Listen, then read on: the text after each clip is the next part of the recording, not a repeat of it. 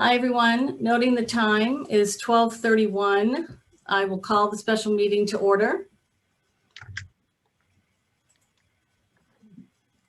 Chair Bain usually leads our Independent Redistricting Commission meetings. However, due to a potential scheduling conflict, he asked me to step in on his behalf. It will be a great pleasure that I lead the first part of today's meeting. Welcome to my fellow commissioners and members of the public and potential offerers who are joining us for this special meeting of the County of San Diego's Independent Redistricting Commission that features the Industry Day presentation for the Demographic Services Procurement. Let's begin with our clerk, Erin Demarest, for information about today's meeting. Thank you, Vice Chair Katerina. Any members of the public who wish to provide oral testimony during today's special meeting for Industry Day can do so under Agenda Item 1 of Commission Business. In a moment, Vice Chair Katerina will explain the slightly different format we will have compared to regular IRC meetings. I'll note that agendas, minutes, and supporting materials for the Commission's meetings are posted on the Redistricting website, including instructions to request translation. Meeting agendas are translated into Spanish, Vietnamese, Chinese, Filipino, Arabic, Japanese, Korean, and Laotian as required by law. Great. The next item on our agenda is the roll call. Erin, would you please call the roll? Yes, thank you. Before I call the roll, I'd like to note for the record that all commissioners are participating via teleconference. As such, all votes will be handled by a roll call vote. I'll ask the commissioners to please unmute your microphone and say here or present when I call your name. Chair Bain. Here. Commissioner Brown. Here. Vice Chair Katerina. Here. Commissioner Chen. Here. Commissioner Diaz. Commissioner Dostal. Vice Chair Garcia. Commissioner Hansen. Here. Commissioner Inman. Here. Commissioner Krugliak. Here. Commissioner Larson. Here. Commissioner Pons. Commissioner Russ. And Commissioner Servin. That concludes the roll call, Vice Chair. Thank you, Erin. Moving on to commission business, the only item on today's special agenda is the Industry Day presentation, which also includes a question and answer session and discussion of draft documents for the procurement of demographic services. Before we begin, I want to acknowledge and thank the ad hoc committee, Commissioner Inman, Commissioner Hansen, and Commissioner Larson for all of their hard work in preparing these procurement documents over many meetings. They've been working diligently on this RFP and, like all commissioners, are very eager to hear from the attendees on their thoughts and feedback. Thank you again to all three commissioners for on the ad hoc committee.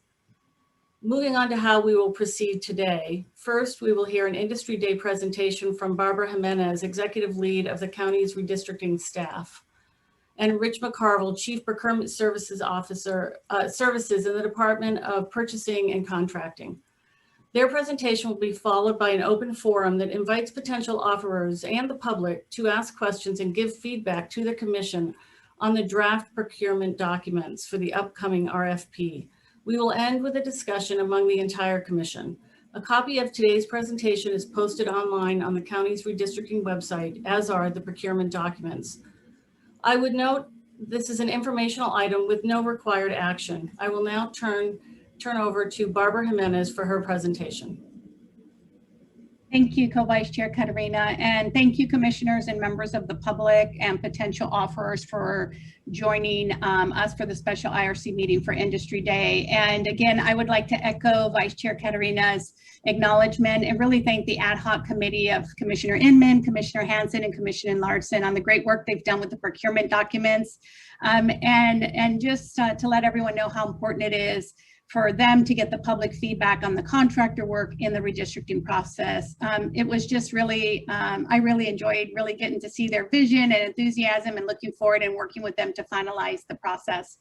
And as Vice Chair Katarina mentioned earlier, this Industry Day is an opportunity for the public and potential offers to provide input and feedback on the demographic services needed to really assist the Commission in completing the final map of Supervisors District. So with that, I'd like to introduce Richard Mccarvel. He's the Chief of Procurement Services for the county's Department of Purchasing and Contract. We've been working closely with Rich in preparation for the upcoming procurement for these services.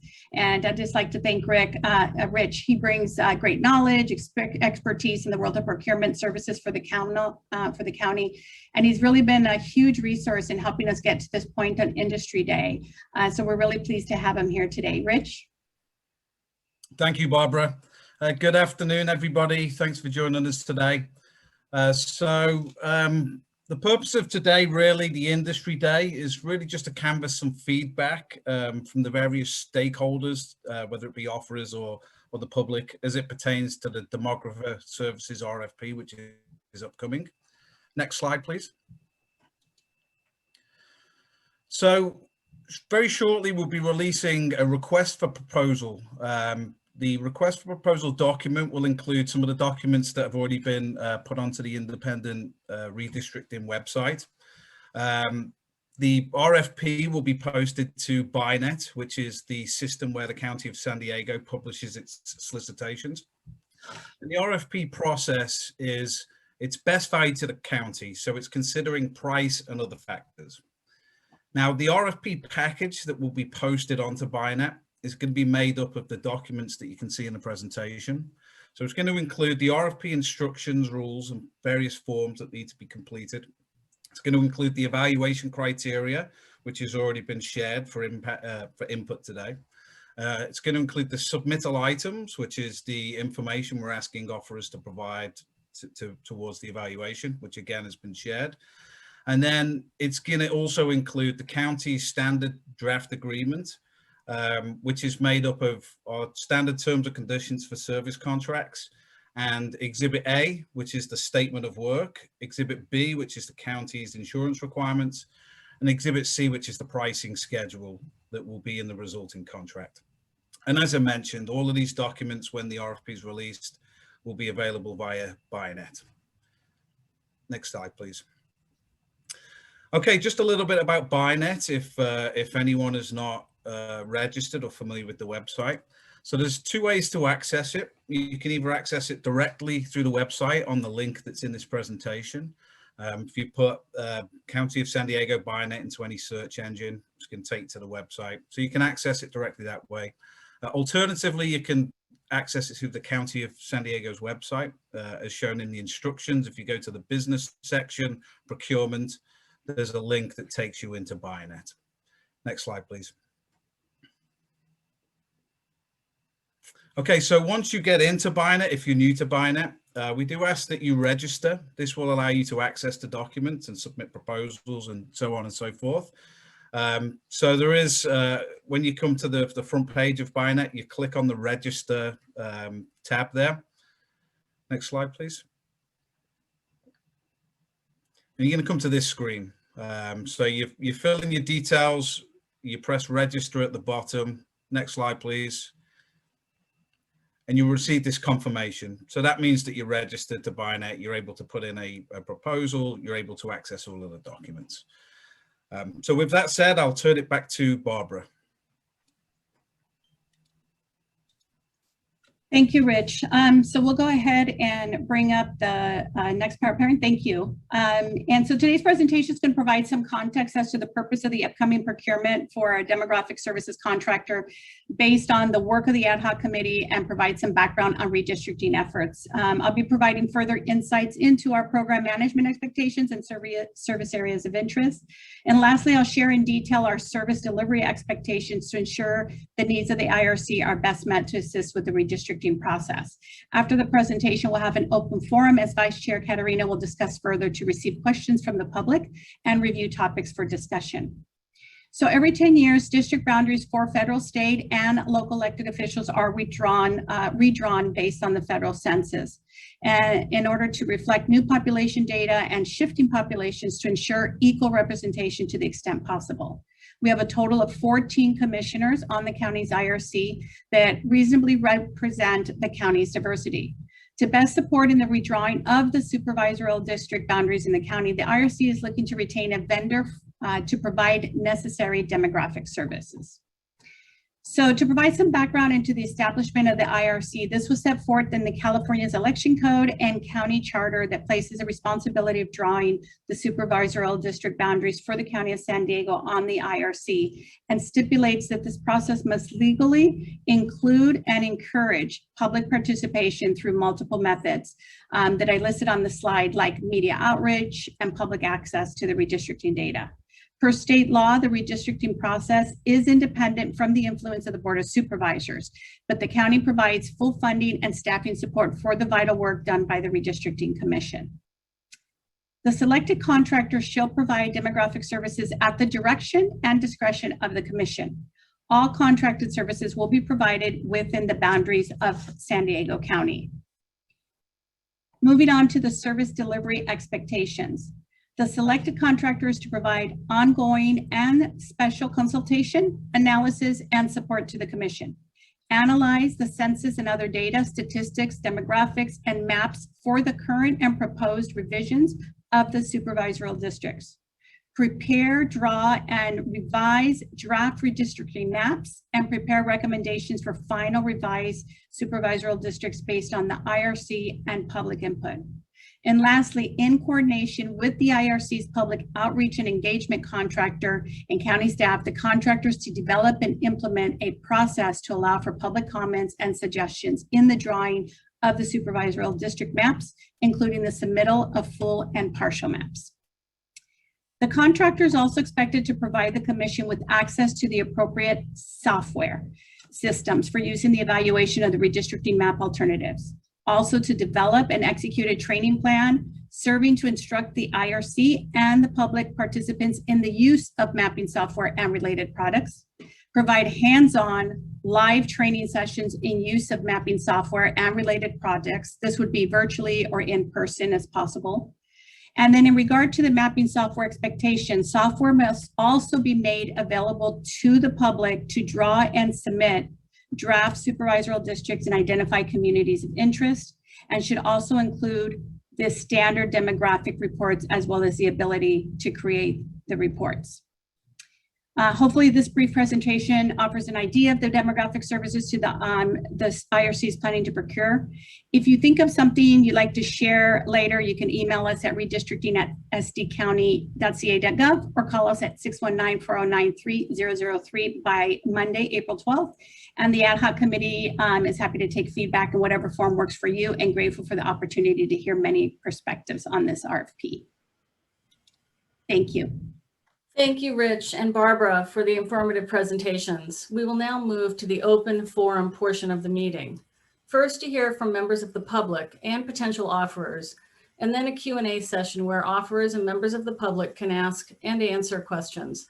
This is an opportunity to hear from members of the public and potential offerers about ideas and methods that can help shape the services we would like to procure.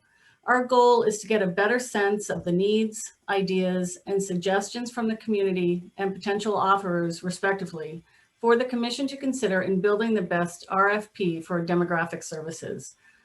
Before we want to hear from both the public and the potential offerers at this meeting, I will waive the usual 3-minute time limit for public comment on this agenda item for all speakers, which will hopefully encourage conversation. In a moment, just to get us off to a good start, I will ask the clerk to let us know how many individuals submitted a request to speak form in advance of the meeting, and we will call their names first. The clerk will then look for virtual raised hands, which she will then call on. Between those raised hands, she will also offer opportunities to speak for anyone who is unable to raise a virtual hand. Again, for this first portion of the discussion, we primarily will take comments only. We know many of you may have questions for us now, and also know that the comments may lead to new questions too. To focus on all those questions and their answers, you will have an opportunity to ask them during the Q&A session that follows the comment section. Then, after hearing from the public in these two sessions, commissioners will have an opportunity to ask clarifying questions and have their own discussion.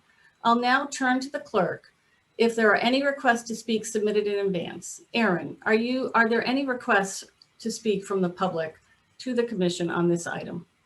Yes, thank you, Vice Chair. I'd just also like to note for the record that Commissioner Pons and Commissioner Russ joined us shortly after the roll call, so they are also both present for this special meeting. So we received an advance request to speak from Mary Thompson. So I will unmute her now. You may begin.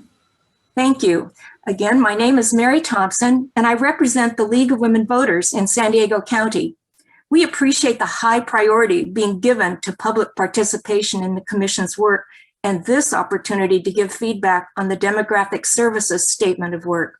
First, we encourage the Commission to seek the contractor's commitment to the widest possible input from the public using both low-tech and high-tech methods. Some examples might include extended comment time, early community notice of meetings, multiple language translations, meaningful interpretations, and options for the public to submit both paper and online community of interest maps. Second, we hope the Commission will consider a requirement for the contractor to specify high accessibility, uptime of the server that will host the mapping software to maximize availability to the public, especially as deadlines approach. Thank you. Thank you very much. We have a raised hand from Douglas Johnson. So I will go to him next. Douglas, you may have the floor. Okay, thank you. Can you hear me? Yes, thank you. Excellent, thank you. Appreciate you holding this event and giving us this opportunity to share some thoughts. As you heard, my name is Doug Johnson. I'm president of National Demographics Corporation, or NDC, and we're one of the potential bidders. I did want to share some concerns about the submittal items requirement document. I think the statement of work looks great. I think you're covering, a very wide breadth of the services that you need. But for a firm like ours, there's a request for descriptions of each project done in the last 10 years. We have worked with over 200 California jurisdictions in the last 10 years. So even if we keep that very short to maybe a third of a page per jurisdiction, that's 80 pages that we would have to write up. You're looking at, a 150-page proposal from us based on your submittal items requirements, which is, just an insane amount of work on our end. So I think you can capture everything you need. You do have a separate request for 5 comparable references with details, which is very standard, and we do that all the time. And we're certainly happy to provide a list of our 200 projects, but asking us to write an individual summary description of each of the 200 projects is almost prohibitive for firms like ours that do this full time. So I would ask you to reconsider that. Similarly, there's section 3.3.4.3 asks for estimated hours per team member per task for the entire duration of the project. And that's an enormous amount of work for us to put together, especially when we know that the reason you all were chosen is because of your community engagement and your thoughts about how to engage the community. So the odds are whatever hour by hour project we put together, you're going to want to revise that, and you're going to want us to work with you on coming up with that detailed project. So I would ask that you stick with the later section you have, 3.3.11, which asks what percentage of each team member's time do we expect to dedicate to this project and this client.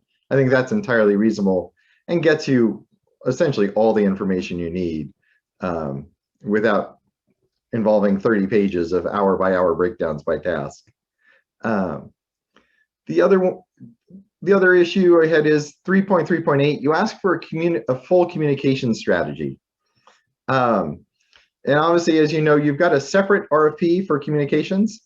I think the sub-bullets that you have in there might make more sense of how do we interact with people at meetings? How do we, accept and display their map submissions?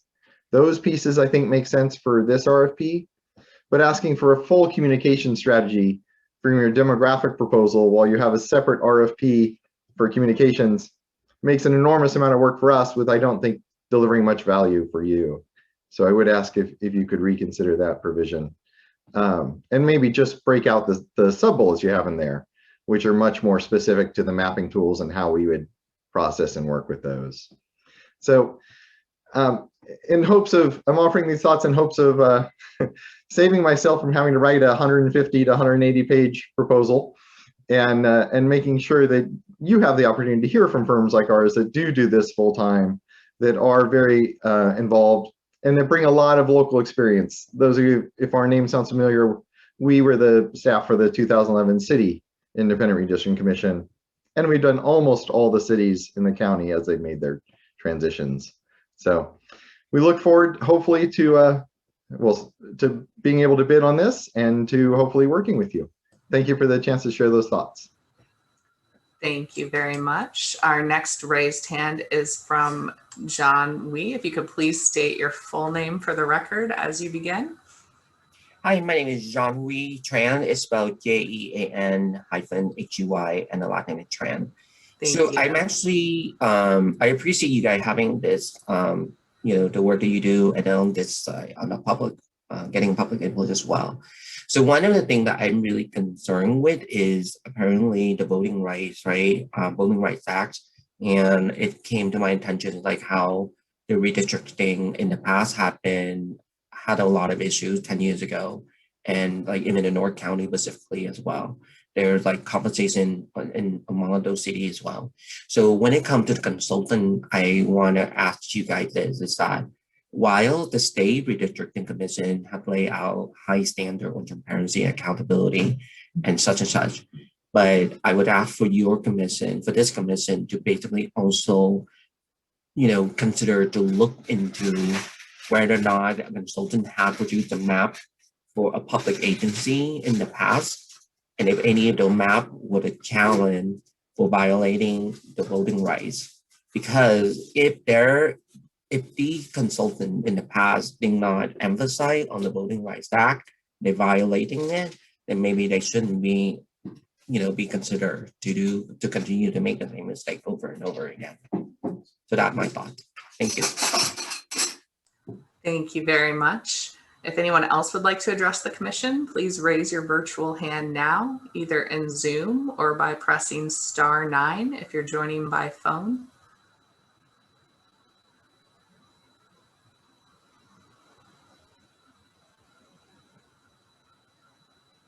Again, if you'd like to address the commission on this item, please press *9 if you're joining by phone, or raise your virtual hand if you're joining via the Zoom computer link.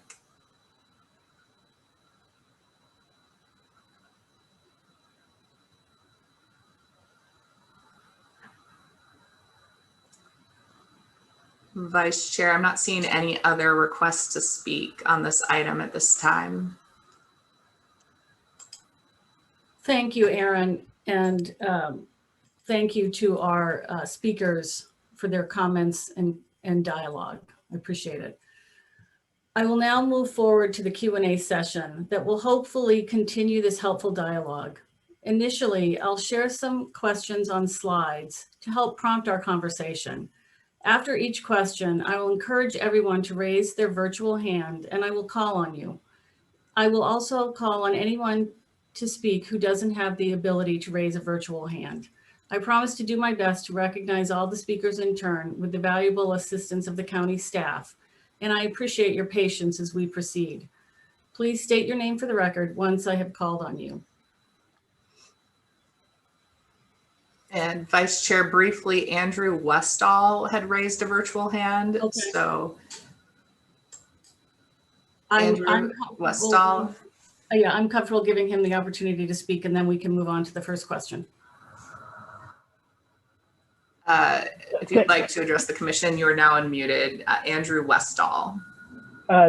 Thank you, Madam Clerk, and thank you, commissioners. My name is Andrew Westall, and I'm with a firm called Bear Demographics and Research, which is also a full-time redistricting firm in the state of California. In general, I just wanted to ask a question, and I can save it till later. But the issue that would might preclude my firm from bidding on this contract is in the state government code in terms of the conflicts of interest with respect to this particular contract and to the commission. I do have an employee who is an appointed as an alternate member of a county central committee. And with respect to that, I don't know if that person is conflicted out from being able to participate in this process. The language that I read said that it was an appointed member, and that individual is not an actual member of the County Central Committee, and once again is an appointed alternate. And so I just wanted to get some clarification on that before we spent too much time proceeding on bidding on this contract. So thank you once again for your time, Madam Vice Chair and Madam Clerk, and I look forward to your response at the appropriate time. Thank you, Andrew. So I'll move on now to the first question. And that question is, what criteria should be considered in determining whether redrawn districts meet state and federal requirements?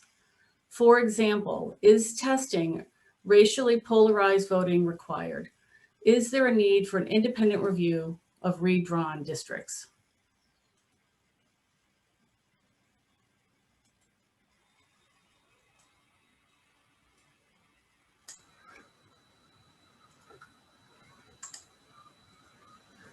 Erin, do you see any potential speakers?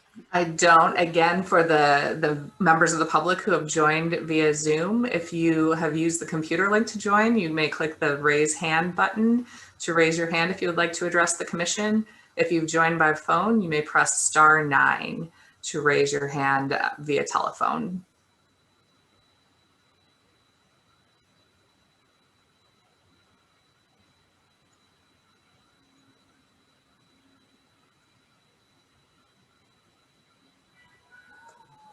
Not seeing any requests to respond to that commission or that question, Vice Chair. No problem. We'll move on to question number 2. What are some of the best practices to ensure an effective and efficient working relationship between the Demographic Services Contractor and the IRC? What are some logical measures to consider? And an example might be a formalized reporting and communication process. So we'll now see if there are any speakers. Erin, if you don't mind looking as well. Yes, again, if you'd like to respond to this question, if you could please raise your hand in Zoom or press *9 on your phone.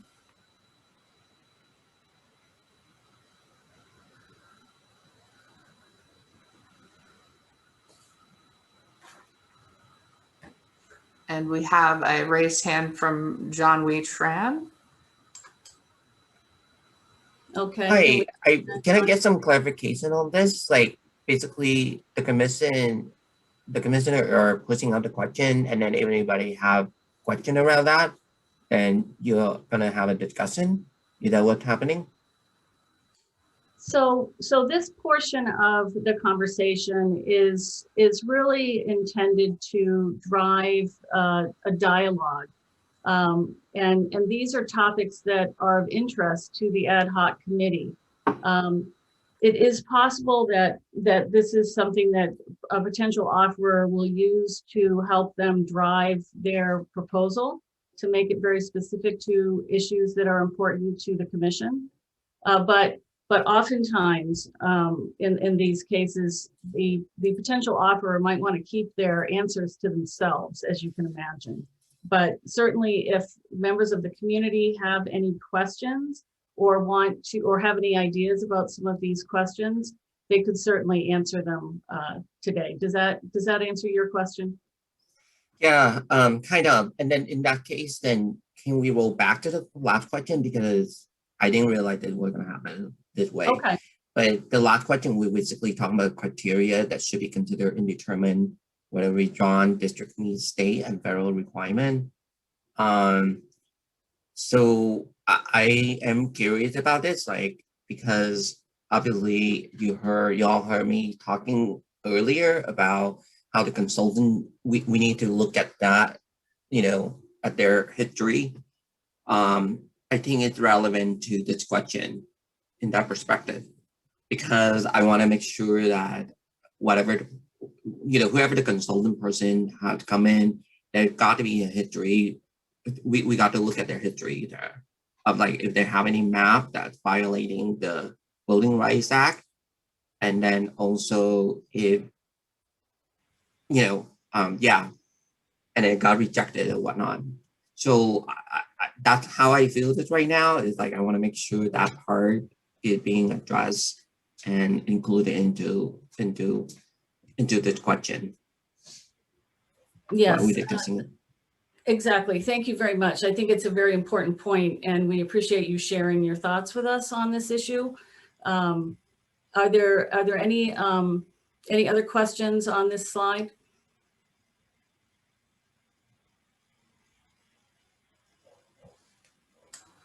So I think we can move forward to slide 3, if that's okay. Question 3. This is a relevant topic as well. San Diego County is home to demographically and culturally diverse population that spans from densely populated urban ethnic neighborhoods to sparsely populated ranchlands. Given this, what unique challenges does this present to the Commission in redrawing representative districts?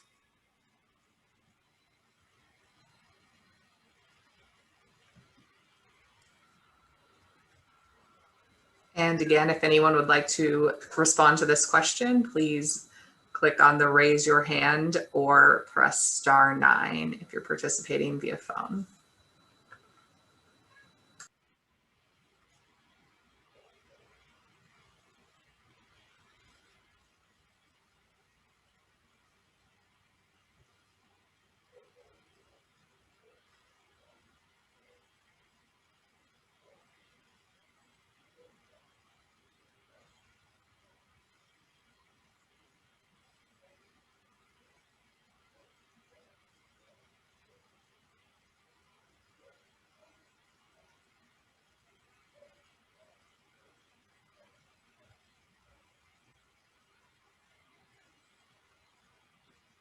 Do you see any raised hands, Erin?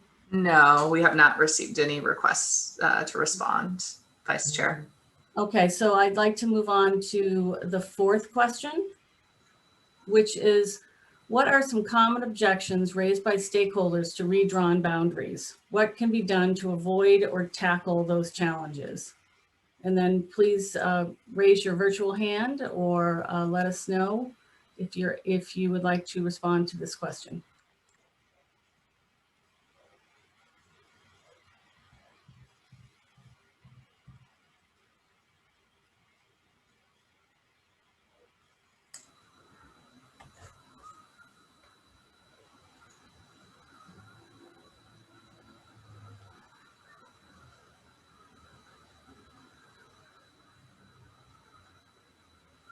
Erin, do you see any raised hands? I do not, Vice Chair. Okay, so we'll move on to the 5th and final question in this section. What are some of the key functions of the mapping software that would be most useful to the IRC and members of the public as part of this proposal?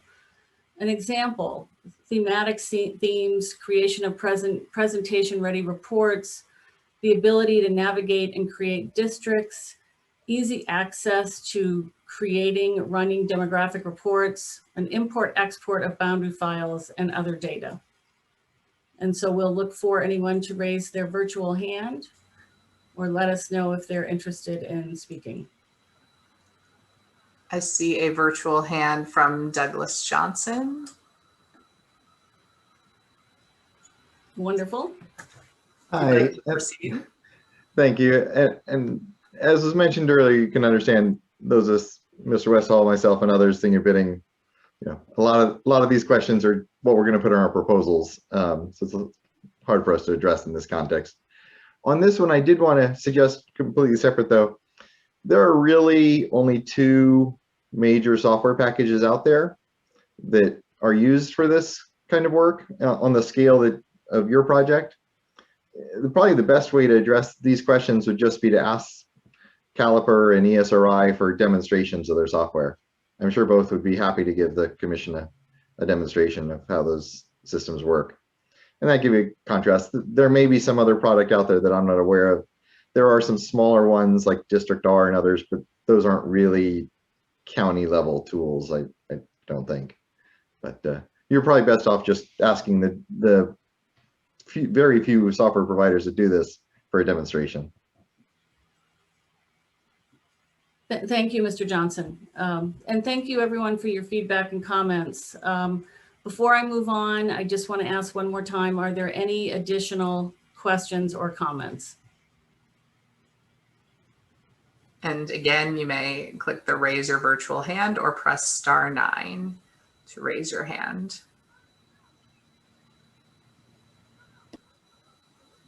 I see Chris Chen has something. We are going to turn to commissioners in a few minutes. Do you have something specific to these questions you want to address, Chris? Yes, on this particular question, my question is to anybody in the call, perhaps Douglas or somebody else. Do you know if the mapping software that's available has any kind of analytics regarding how well proposed maps meet legal requirements?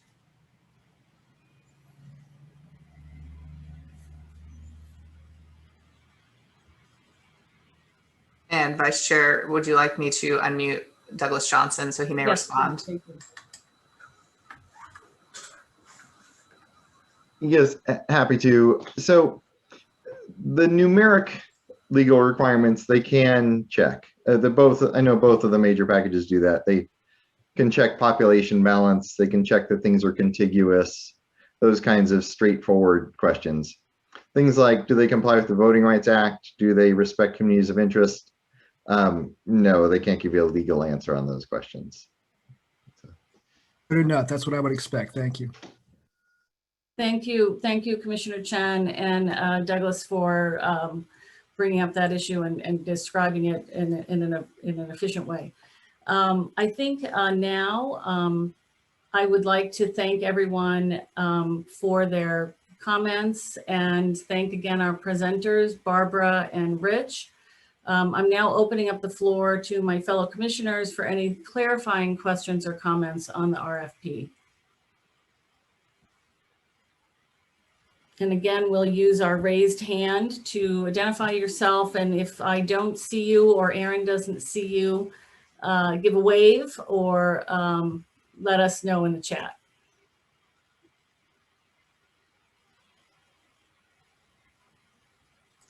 I see Commissioner Inman and Commissioner Russ with raised hands. Wonderful. Why don't we start with Commissioner Inman and then Commissioner Russ.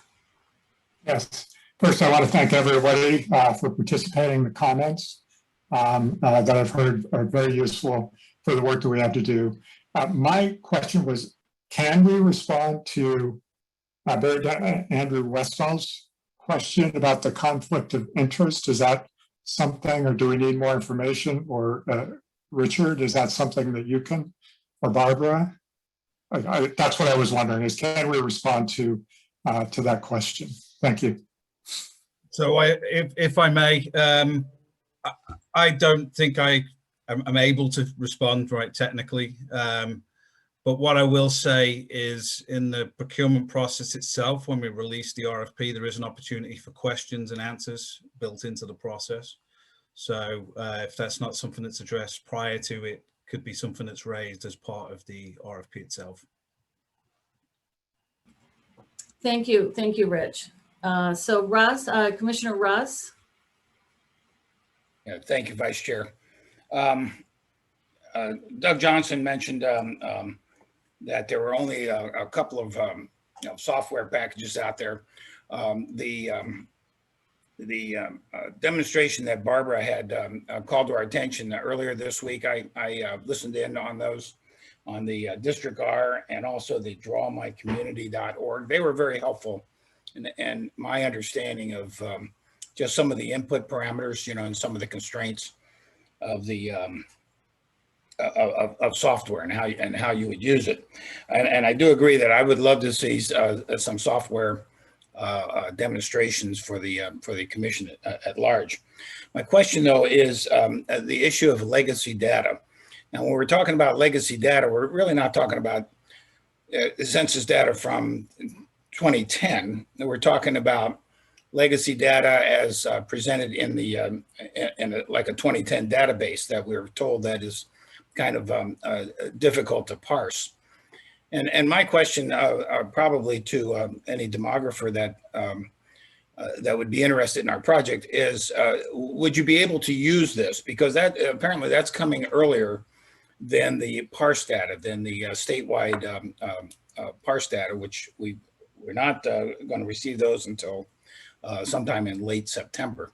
But the legacy data will be available, as I understand it, still in about mid-August. So my question is this really would this not be a good way to go for any demographer that we might choose, who would first maybe work with this difficult to use data? Can they use this? And then when we finally get the fully parsed statewide data, that could be incorporated. That would be a question I would have to the demographer companies that that are with us today.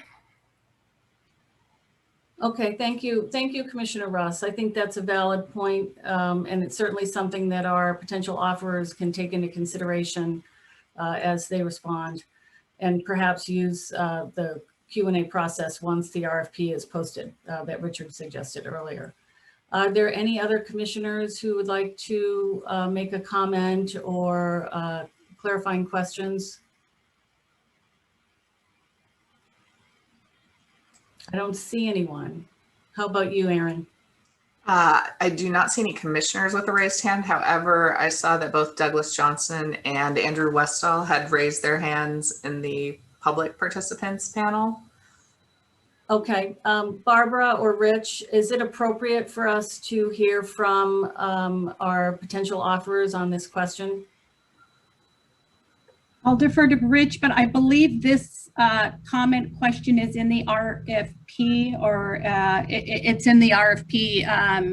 It's written in there. So I think unless there was anything in addition, Rich, correct me if I'm wrong, it's in the RFP. It should be fine then. We don't necessarily need any responses. That's right. Yeah. Okay. Thank you both. So to our potential offers who are listening, you can address this in your RFP when you submit it. Can we do one more request for commissioners to see if there are any additional questions or comments, any clarifying issues?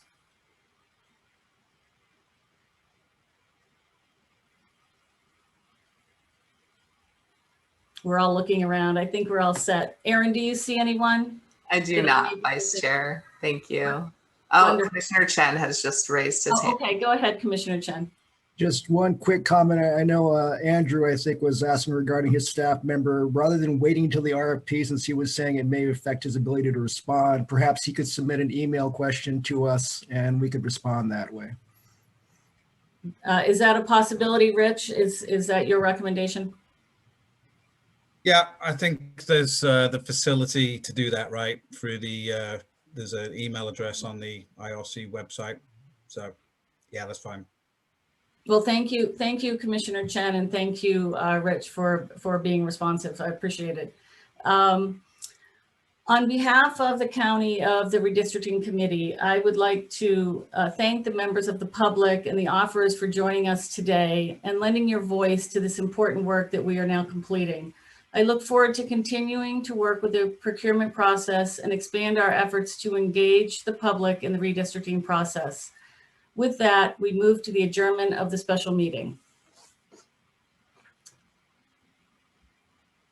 And I show the time is now 1:15.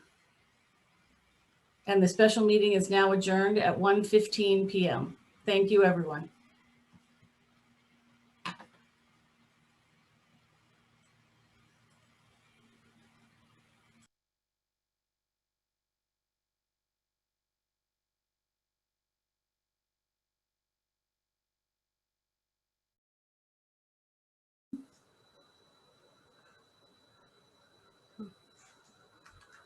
I think you're still on mute, Vice Chair.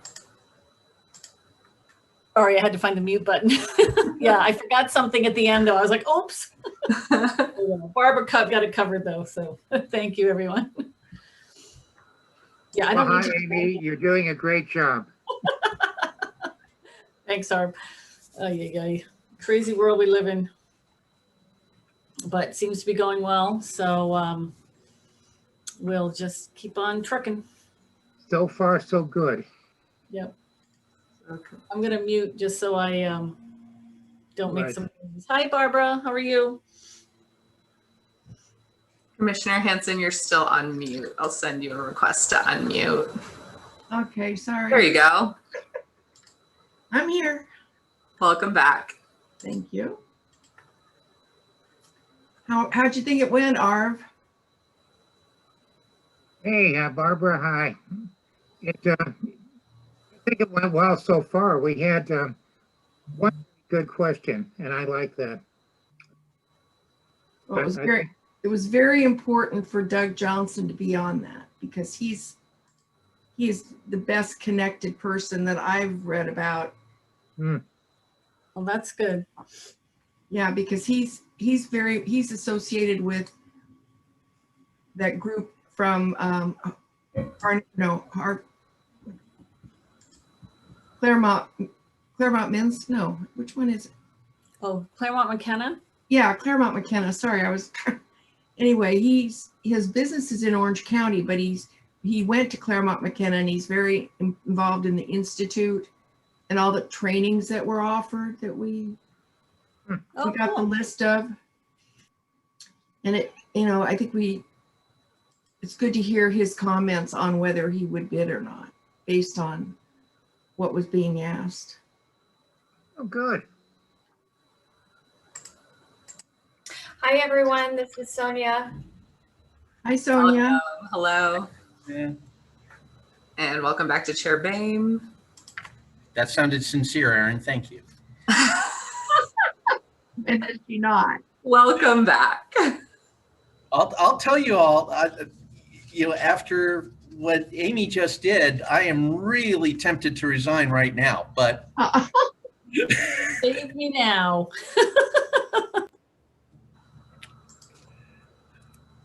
And hello to Commissioner Inman.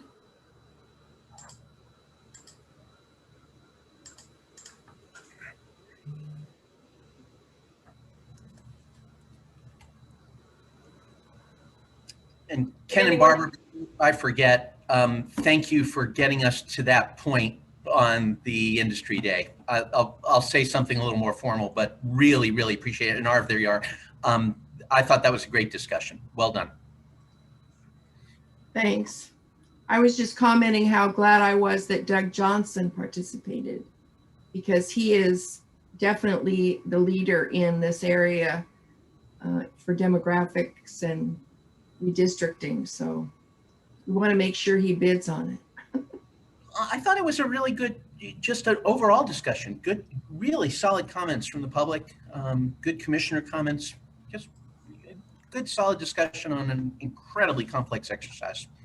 If I could just interrupt here, I don't want to be the damper on the conversation, but as soon as our quorum gets here, we should be having these discussions in public because they're wonderful discussions. So Yep.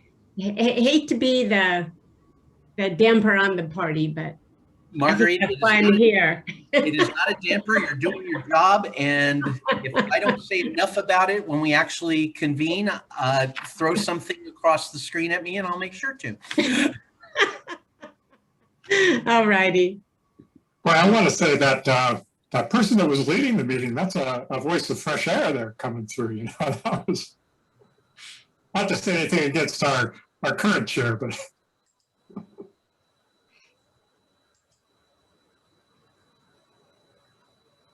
And welcome to Commissioner Servin, and I think Commissioner Pons also joined. So if anyone would like to do an AV check before we get started, you may.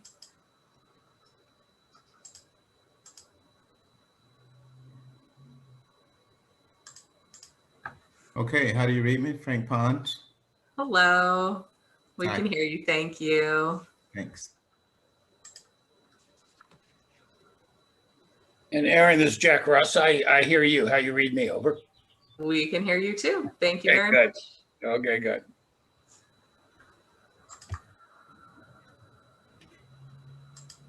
Let me just say I'm really excited that I got my first vaccine dose today.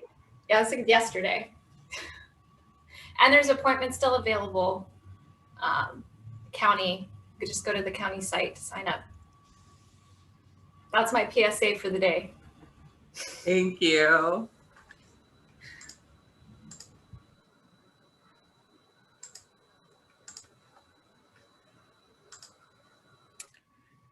Aaron, I know we're about there, but do you want to just make absolutely sure on AV checks? Yes, if there's anyone else who would like to do an audio or video test, you may do that now. Hi, everyone. Welcome, Vice Chair Garcia.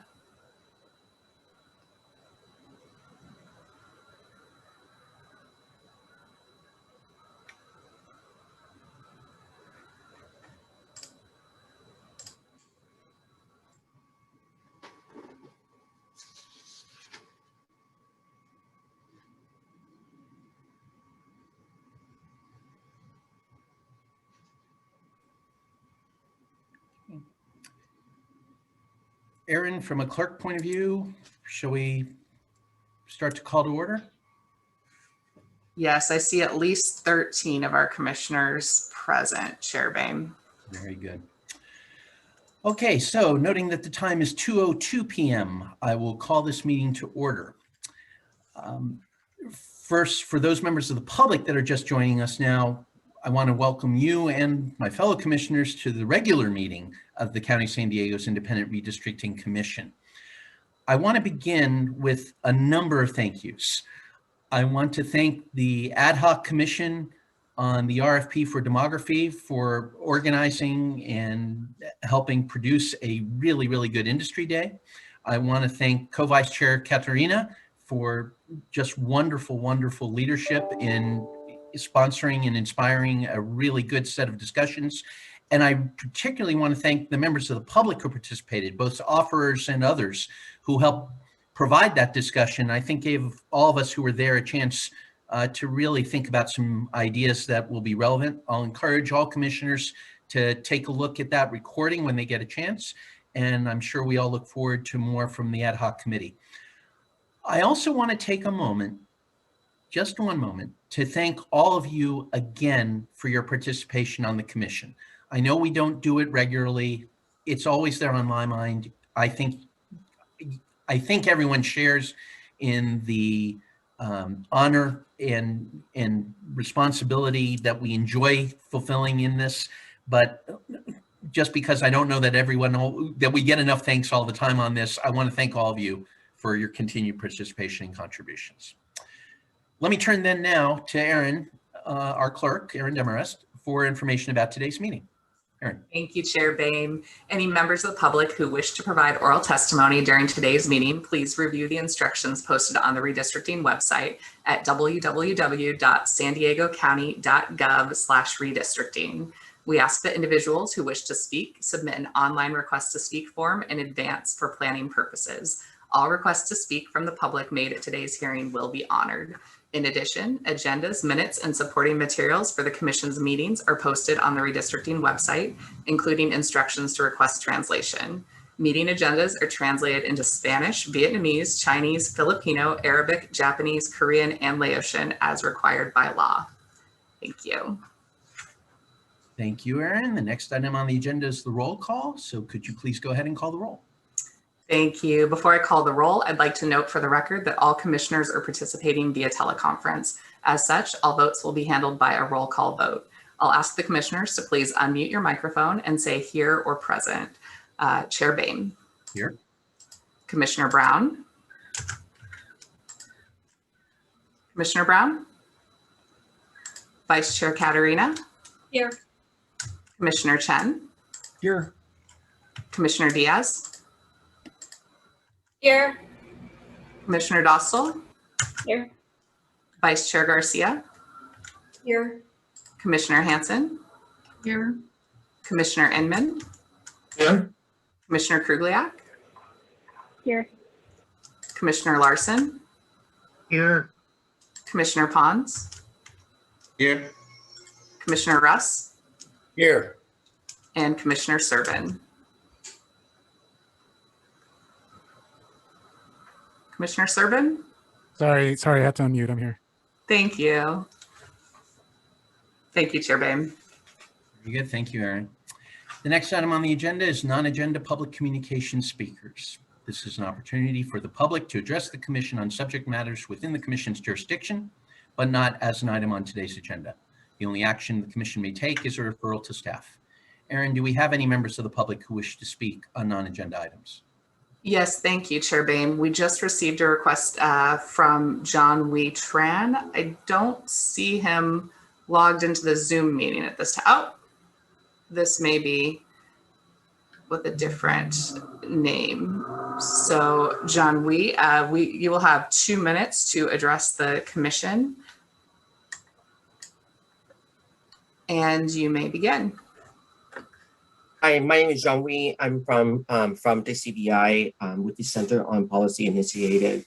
I already made a comment earlier, but I want to also put it on direct record here. We are excited to participate in the historic independent redistricting process for the San Diego to ensure the voices of all communities are heard at the county government. The current redistricting is especially critical because San Diego previous redistricting plan was clearly not independent or fair. In the past, those drawing the lines for the county put political interests ahead of the public interest. That maps included the blatant gerrymanders and not a single Voting Rights Act district. Why else would the wealthiest community of Coronado and Paloma be awkwardly shoved into the same district as National City and San Diego? The commission can change that and do the redistricting right. It begins by ensuring the firm you choose to draw the line doesn't cross the line when it comes to fairness, equality, and the Voting Rights Act.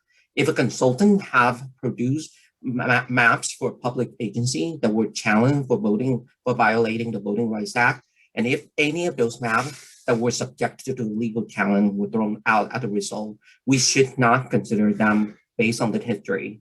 The State Redistricting Commission has laid out high standards of transparency and accountability for potential line drawers to disclose and meet.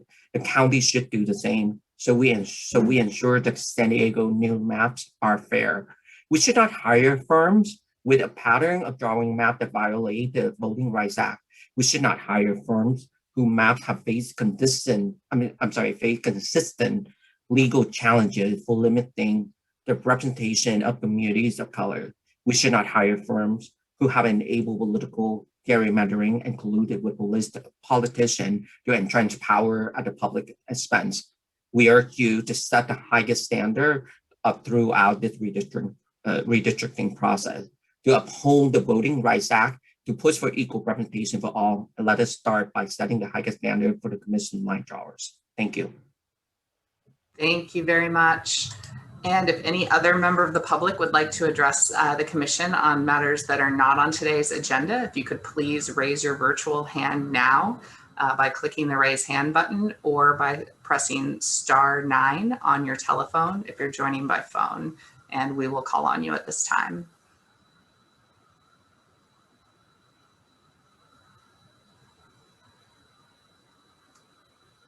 Chair Boehm, I'm not seeing any other raised hands, but I will note for the record that the commission's log of ex parte communications received has been updated on the website. So thank you very much. And that concludes the non-agenda public communication today. Very good. Thank you, Aaron. Next item on the agenda is the approval of the minutes from the March 25th, 2021 regular meeting.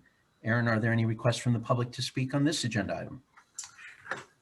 We have not received any requests to speak on this item, Chair Boehm. Okay. Do we want to just wait a moment to see if anyone wants to? Yes, please. If anyone would like to address the commission on this item, if you would like to raise a virtual hand by pressing *9 or clicking the raise hand button, if you've joined by computer, we will call on you.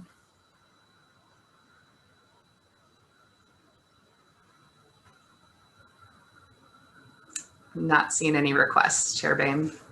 Very good. Is there a motion to approve the minutes? So moved. Okay. Second. Yeah, I'm sorry, who do we have? Go ahead. We'll Cindy. take Commissioner Brown for moving for a second. Second. Commissioner Larson, very good. Is there any discussion? Very good. If not, so we'll move on. Erin, please call the roll. Thank you, Chair Bain. We'll begin with Vice Chair Katarina. Here, yes, sorry. Thank you, Commissioner Larson. Commissioner Larson, I believe you're on mute. He's frozen, I think. Oh, he is. We'll try coming back to him. Commissioner Krugliak? Aye. Commissioner Pons? Commissioner Pons? Looks like he may be frozen too. Chair Bain? Aye. Commissioner Chen? Aye. Commissioner Garcia? Aye. Commissioner Inman? Aye. Commissioner Russ? Aye. Commissioner Servin? Aye. Commissioner Brown? Aye. Commissioner Dostal? Aye. Commissioner Diaz? Aye. Commissioner Hanson? Aye. And let's try Commissioner Larson. Have you been able to- Aye. Thank you. And Commissioner Pons? I believe Commissioner Pons may still be experiencing technical difficulties. So that motion passes unanimously with all commissioners who are present voting aye, Chair Bain. Very good. Thank you, Erin. Thank you, commissioners. We'll now turn to item 2 on the agenda of commission business, which is a continuation of the consideration from our last meeting of the redistricting timeline based on Senate Bill 594, authored by Senator Glazer. Today, we'll hear more from Margaret Leone, our redistricting counsel, about recent announcements that affect relevant timelines for our work, as well as about the bill itself and opportunities it presents to address the delay in receiving census data. We'll also consider next steps for the commission, which may include forming an ad hoc committee. And I'll ask commissioners to keep that in mind, that I may be calling for a motion after we hear the presentation and some initial questions and comments from the public to form such a committee. After the speaker, though, we'll first have an opportunity for clarifying questions, and then we'll move on to hear public comments and discuss a possible motion. So with that, Marguerite, please. Thank you very much, Chair Bain. I want to give an update since our last meeting on March 25. And Erin, we have a PowerPoint here. Some of this is old territory that we've covered, but the refresher is good. So going to the second slide, at our meeting on March 25, I reported that the Census Bureau would be providing census data in legacy format by mid to late August. The formatted tabulated data will still be available to those states that need the user-friendly formatting by September 30. But the update from that time is on slide 3.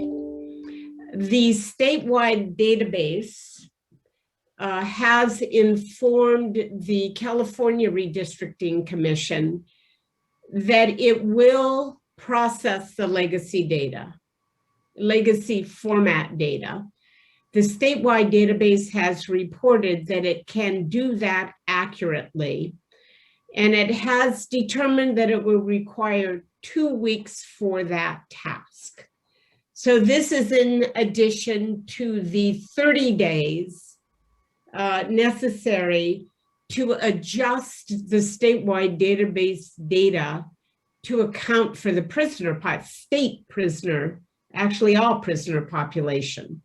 And then going on to the next slide, in addition to communication from the statewide database, the California Redistricting Commission received a communication from California's legislative leaders.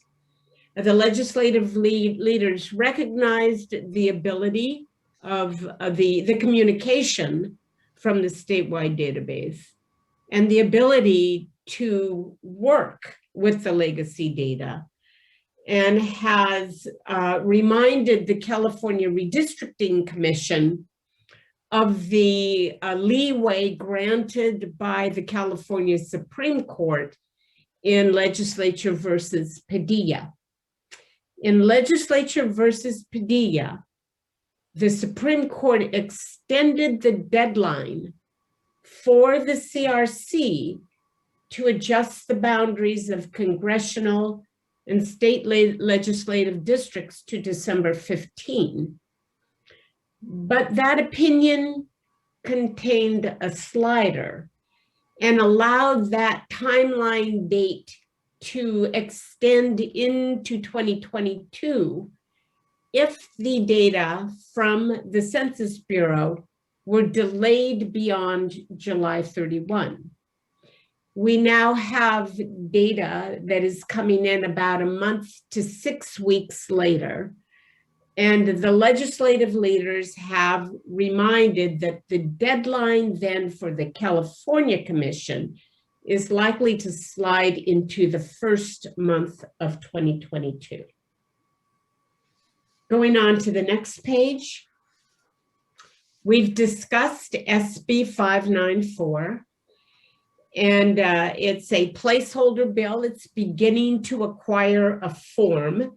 We discussed that some of the amendments, the early amendments, were helpful to the commission in that it clarified an ambiguity, and that is that a final plan is timely if adopted on the very last day.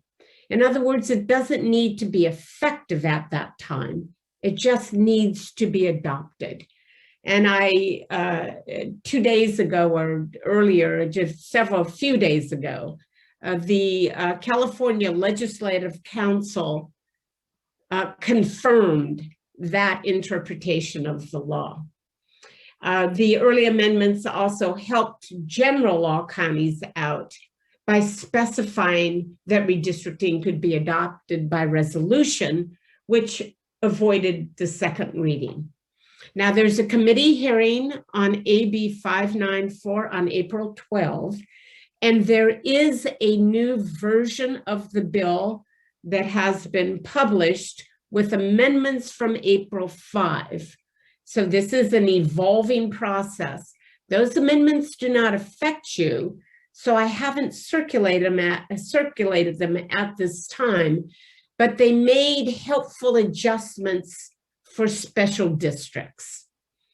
So that is the bill that will be heard on April 12th. Now moving on, legislature's continuing to work on amendments, and at our last meeting, we discussed options for this commission.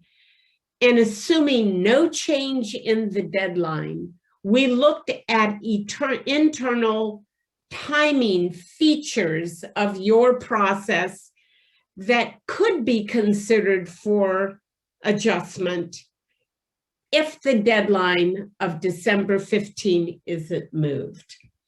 On the next slide, what I would like to discuss and just to outline are other options. And these include moving the deadline for completion of your work, which can be done legislatively, and moving the date of the primary. So going to the very next slide is a very simplistic calendar, which demonstrates the impact of both of these approaches. On this calendar, or this timeline, the second column from the right is the current status. We have statewide database data coming in about the 15th of October. This is not the legacy data. This is before the legacy, which left us 61 days to the deadline and approximately 46 days for the process. Now, if the deadline were extended to January 15, that is the last column, that would increase the time for your process to about 92 days. Obviously, that depends on when that data is available. And your post-map hearing timing is going to be in the range of 2 months. And this is if we have an extension of the deadline to January 15.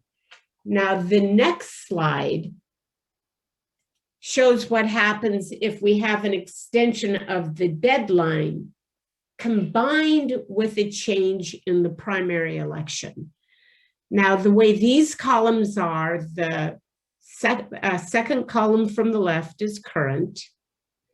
The middle column is just not the middle, second from the right is simply a change in the deadline. And the last column on the right has an extension of both the deadline and the primary. And the impact of that, as you can see, is extending the days to the deadline to 108, but provides the commission 80 days for the process. I do note that both the extension of the deadline and the extension of the deadline and the primary date will require adjustments of the filing periods for the election. Now, on the final slide, the topic comes back to you for discussion of possible proactive steps. These are the steps we listed at our last meeting, and any and all of the above are within your consideration. And with that, Chair Boehm, I turn the floor back to you. Thank you very much, Marguerite. We appreciate your insight and assessments as always. Before we turn to members of the public and potential action, I'd like to invite commissioners to ask any clarifying questions that they may have. Commissioners. I have Commissioner Larson, then Inman, then Russ. Commissioner Larson. On the last slide, Marguerite, you have Caroline Smith as a coordination point. What does OSIA stand for? Office of Strategic Initiatives and help me, Barbara, what's the Office of Strategy and Intergovernmental Affairs. Thank you so much, Barbara. Caroline made a presentation to the commission, I think it was 3 meetings ago. Okay, I wouldn't have guessed that. I forgot it. Assuming Commissioner Larson is ceding control of the board, we'll go to Commissioner Inman on clarifying questions for $400. Sorry. Commissioner Larson asked my question. He stole my thunder, so thank you. That's okay, thank you. Very good. Commissioner Russ. Actually, that was one of my questions as well. But I do have another question on your slide 2, where it says most states lack the capacity or resources to tabulate, this we call it legacy data. It's really not legacy data. It's legacy format. It's correct. It's the 2020 data in a legacy format. And I take it from what you said, and I had a question here, but I think you answered it. Is California one of the most states that can't do it? And I think you answered that, no, we can do it. No, we can do it. And that was that's what I heard. That's what I heard. That was an important part of today's update. That update came out on the 26th, which was the day after your meeting. So we're bringing that forward. It's a tiny bit of old news now, but yes, we are one of the states that can handle it. Okay, yeah, I thought I heard that loud and clear. I just wanted to make sure. So then going to your the very first of your tables, your timeline. Yes. Okay, so I'm looking at that second from the right column. Receipt of legacy, not legacy data, the receipt of current data under legacy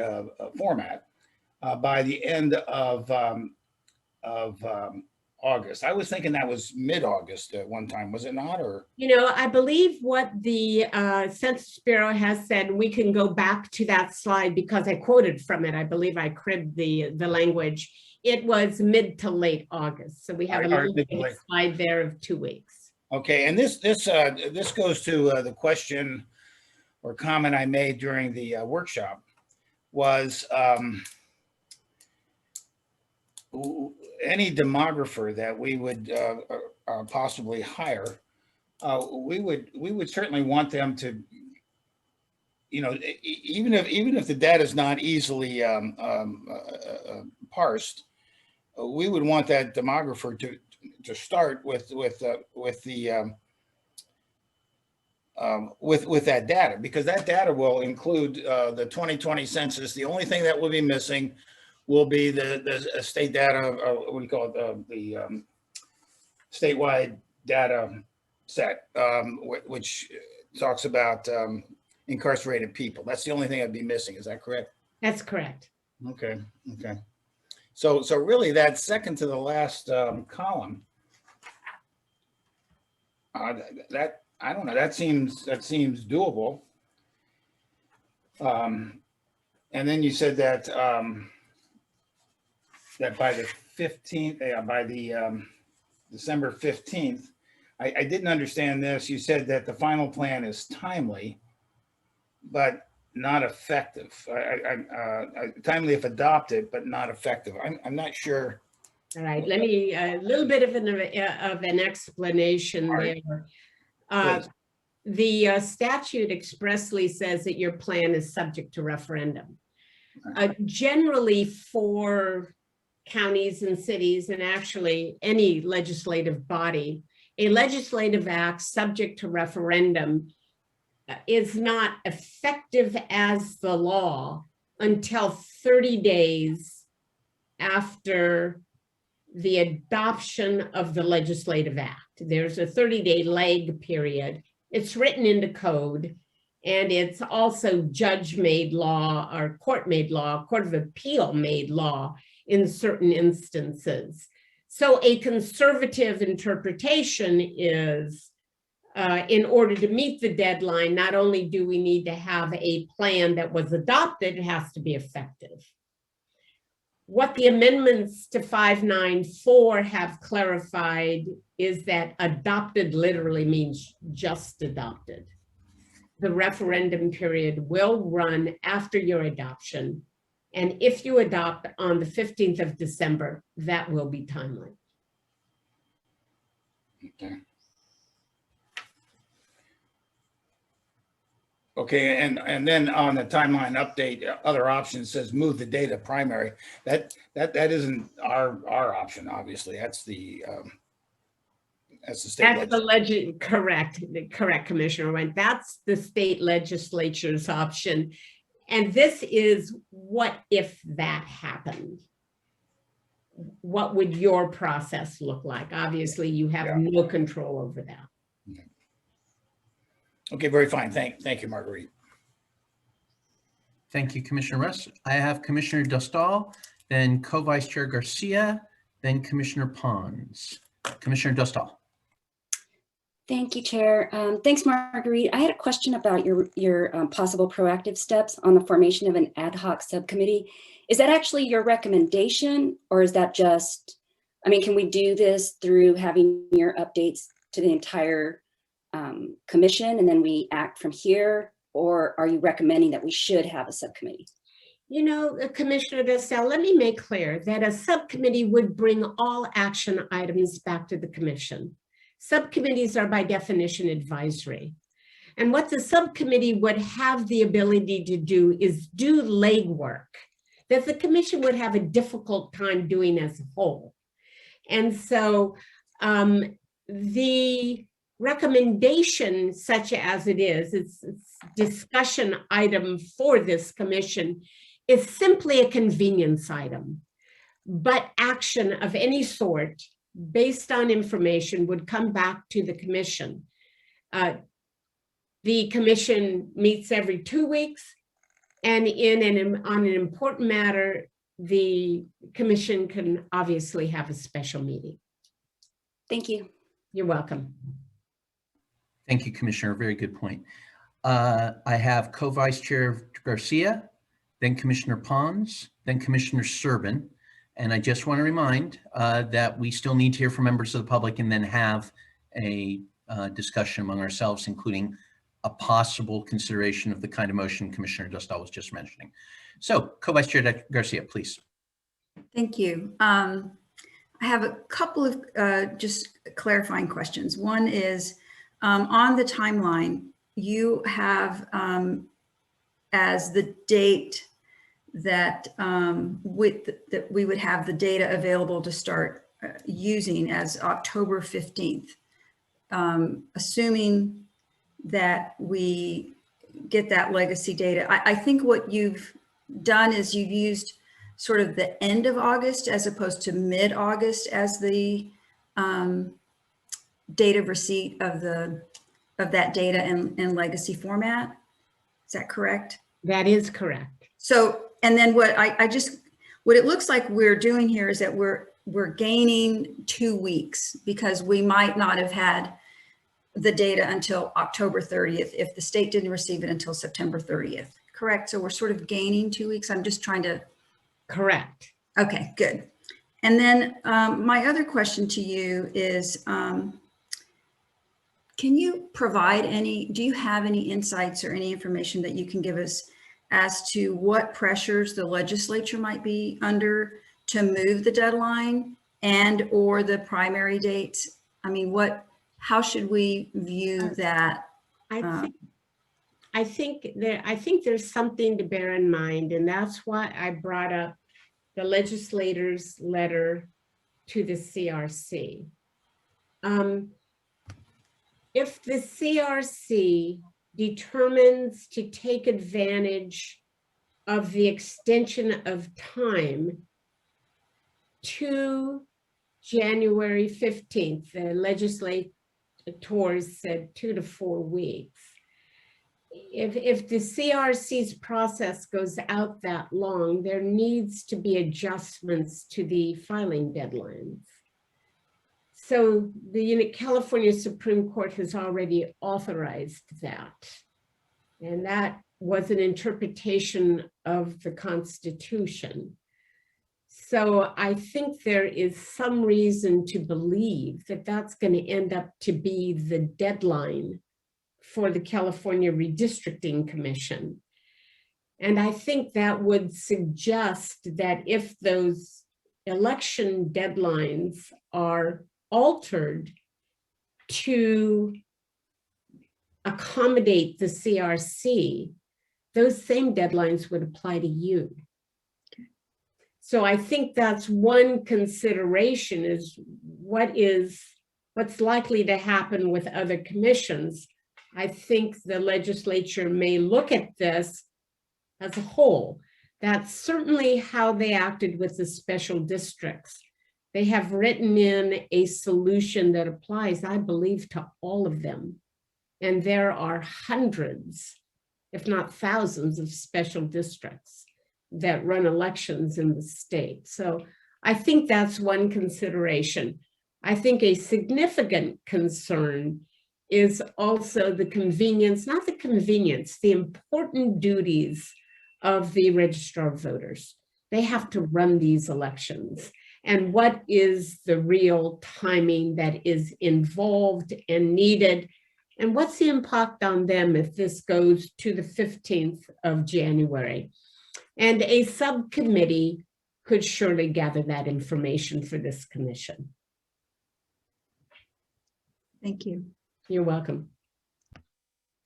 I have Commissioner Pons and then Commissioner Serban. Commissioner Pons, please. Thank you. First of all, I apologize for dropping out, and I do vote to approve the minutes of the last meeting.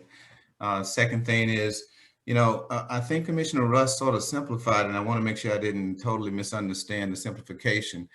That one, the legacy referral is about the format of the program, and that the only distinction with the difference is the data sets includes now incarcerated individuals. Is that correct? That is correct. But the calendar I prepared here anticipates that by the 15th of October, you will have the information about the incarcerated individuals too. Got it. Oh, okay. So Yes, ma'am. I took the statewide database at their word and gave them 6 weeks after August 31. So you're set to go on the 15th of October. Okay.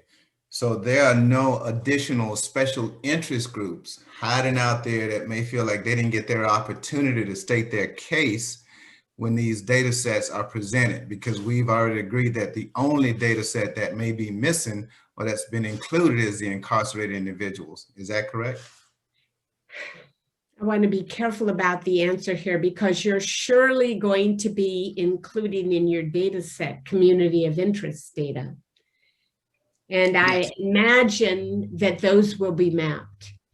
But your demographer will be able to pull that data into this database.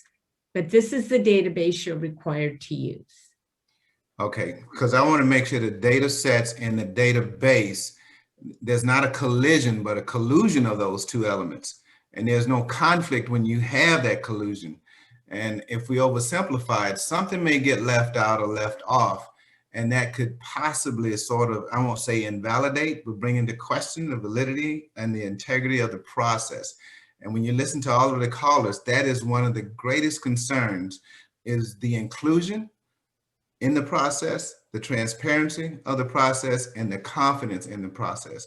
And I don't want to call into question either one of those elements as we do our business. But thank you very much, Marguerite. That was a very good presentation. Thank you. You're welcome. Thank you, Commissioner, for the question. Commissioner Serban, did that address the question you were going to raise, or do you still have something you want to ask? Yes.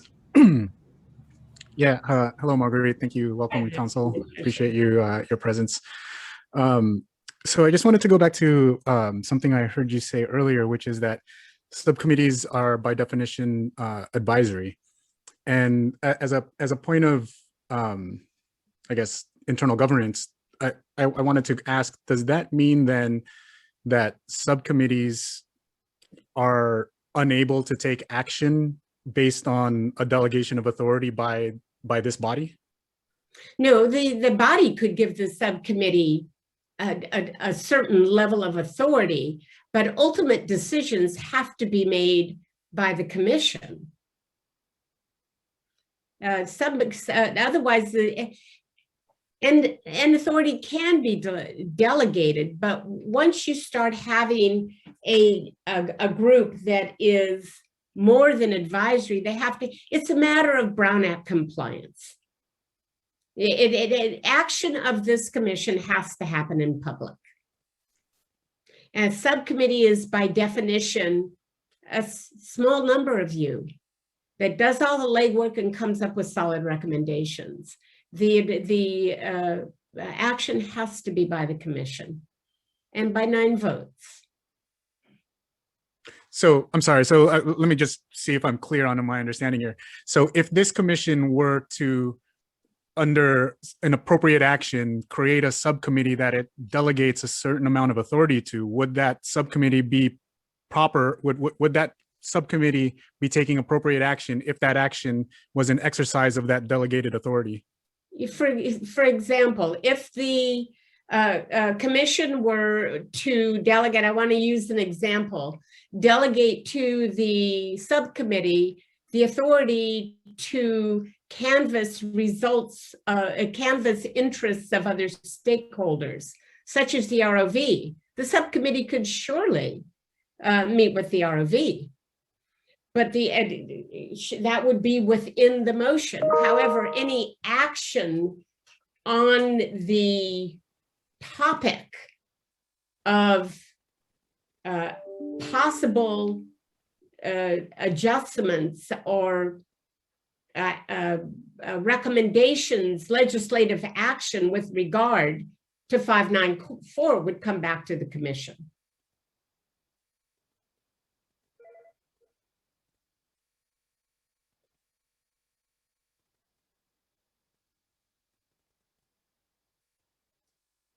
Commissioner Serban, I'll beg your indulgence on that because I think we can discuss that a little more In as closed part of the session, motion to make sure we get it right. Without any other questions, I did want to ask Marguerite, when you refer to other stakeholders, that could be a variety of other stakeholders, such as other redistricting commissions, such as other experts. In effect, anyone the ad hoc committee thought would be worth talking to for information gathering purposes. Correct. With the idea that, like many of our ad hoc committees, they would gather that information, put a recommendation together to respond to their mandate, and bring that to the full commission for a decision. Good. Correct. Oh. And Commissioner Bain, you're correct. There are many stakeholders here. Right. Good. And I do want to just make one statement about that, is that this is urgency legislation, and it needs to garner a 2/3 vote. So you want to have a proposal that everybody's on board with. And that's why it's important to understand the interests of other stakeholders. Very good. Thank you for that. Not seeing any more clarifying questions. Let me ask Erin if there are any requests from the public to speak on this item.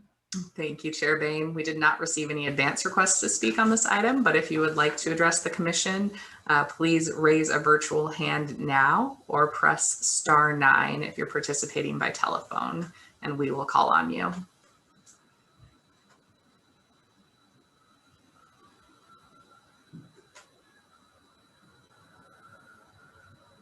I'm not seeing any raised hands, Chair Bain.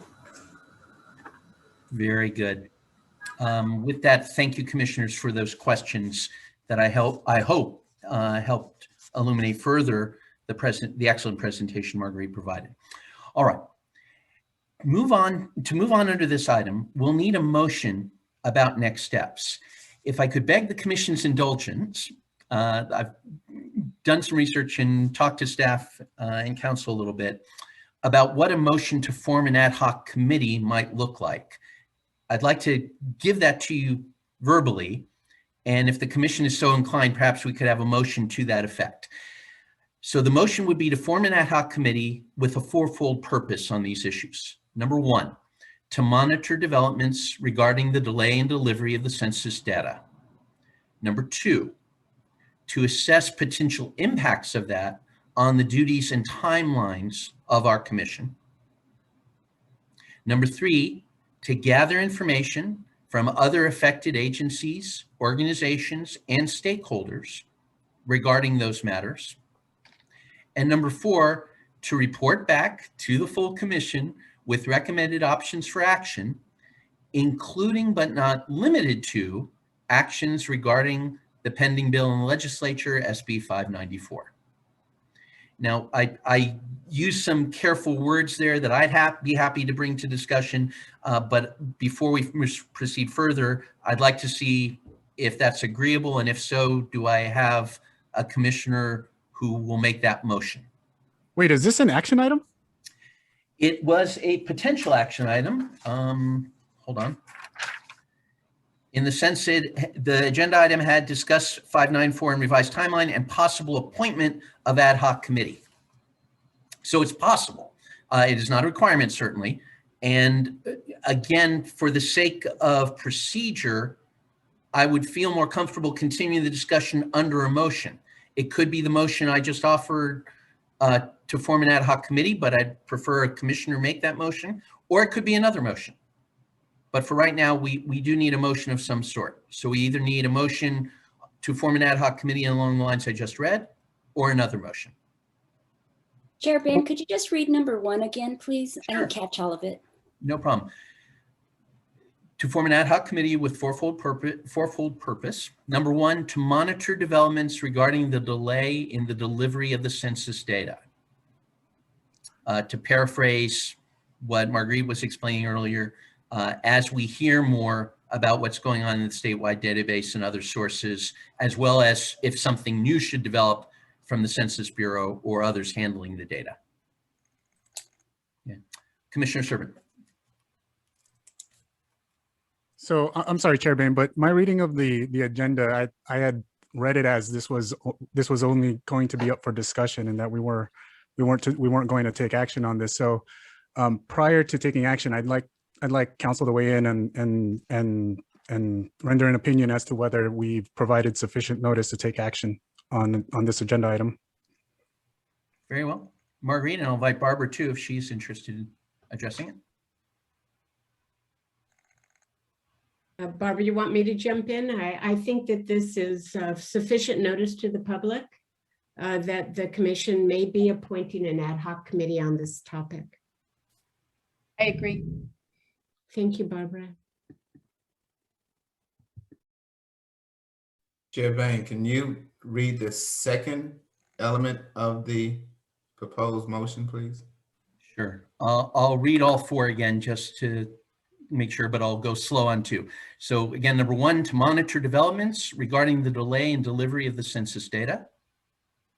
Number two, to assess the potential impacts on the duties and timelines of the commission. Meaning, how does those delays or developments regarding delay affect our duties, roles, and responsibilities, but really the duties and the timelines. And then number three, to gather information from other affected agencies, organizations, and stakeholders. And number four, to report back with recommended options for action, including but not limited to SB 594.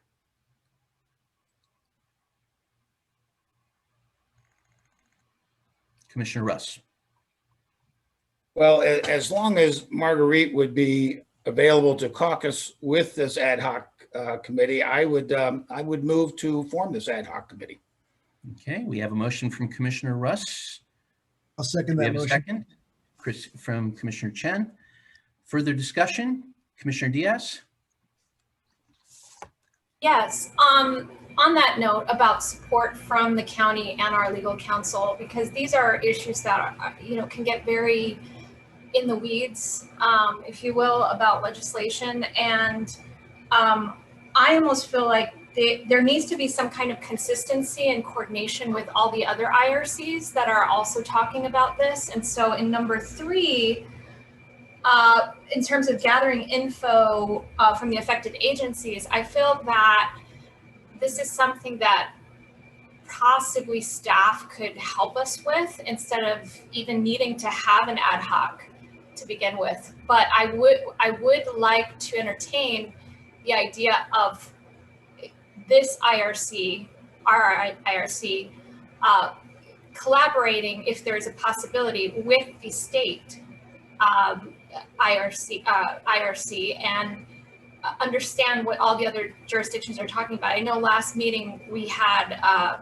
commissioner from LA County talk to us about what they were doing. So I'm wondering if there's a more structured approach we could take for this instead of being in an information gathering phase and monitoring. It seems to me that monitoring developments in legislation and assessing potential impacts I would lean heavily on our legal counsel for those kinds of tasks. But again, that's my opinion. I don't know if we really need an ad hoc specifically to do that, but I'd be interested to see what the other commissioners think. Thank you for that. And I've got Commissioner Dostal and then Commissioner Serban on my current list. I do want to mention, and Commissioner Hansen after that, that the discussion with our that we heard from the LA County IRC last time, and I do note that I think Mr. Holtzman is listening again. But as you'll see in the ex parte log, he and I had a conversation, and it's interesting to note the LA County IRC has an ad hoc committee along these lines. And I say that because of all the redistricting commissions, the LA County and San Diego County IRCs are identified in law as having their own specific considerations. To my mind, that opens a potentially useful door, not just to talk to other stakeholders, but perhaps even to be in touch with the legislature about what we think might work best. And my understanding is, just from looking at some news reports and some other histories of this, that quite often legislative staff is interested in what some stakeholders like our IRC have. So I think I take your point that the mandate for the ad hoc committee might include work that could be done by staff. My own recommendation would be, we'll let the ad hoc committee figure out how much it can let staff do. But I do like the idea of a few commissioners working under the flexibility that an ad hoc committee structure provides, having that ability to explore more ideas, as Marguerite said, to explore some of the details and maybe ease the burden on our full meetings, and ultimately come up with some good recommendations that would help us to do our work, especially down the road, could be useful. We haven't talked today, for instance, about the various time requirements that we are facing that we talked about last time, with the pauses between organizing meetings and maps being issued, with the periods between public hearing dates, et cetera. All of that, I think, would be ripe for discussion in that format. Just my opinion. Commissioner Dostal, then Commissioner Servin, then Commissioner Hanson.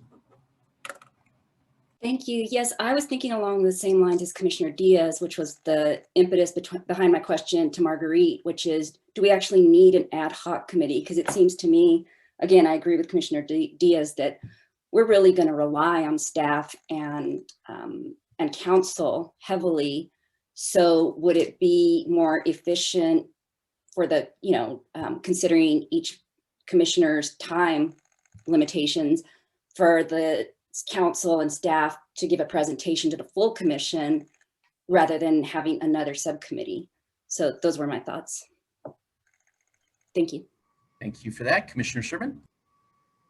So I have up on my screen what I had heard the motion to be. So what I'd like to request is it possible for us to have our motions like typed out and written so that we can see what it is we're voting on? Is that a thing that is possible? You mean so? That's the first live? question. So that's my first question. The second question is to address any other possible confusion as to an agenda item is strictly discussion or action. I'd like to ask, can agenda items that are to be action items, can it be like prefaced as like clearly as an action item? Can we do that? And then like if it's just a discussion item, it's just a discussion item. I mean, just in reading the agenda that how we agendized this item, it's a little unclear. And I agree, it can be, I guess we can, deem this to have been proper notice, but just in the future, I'd like to be, I'd like to not have any ambiguity to it.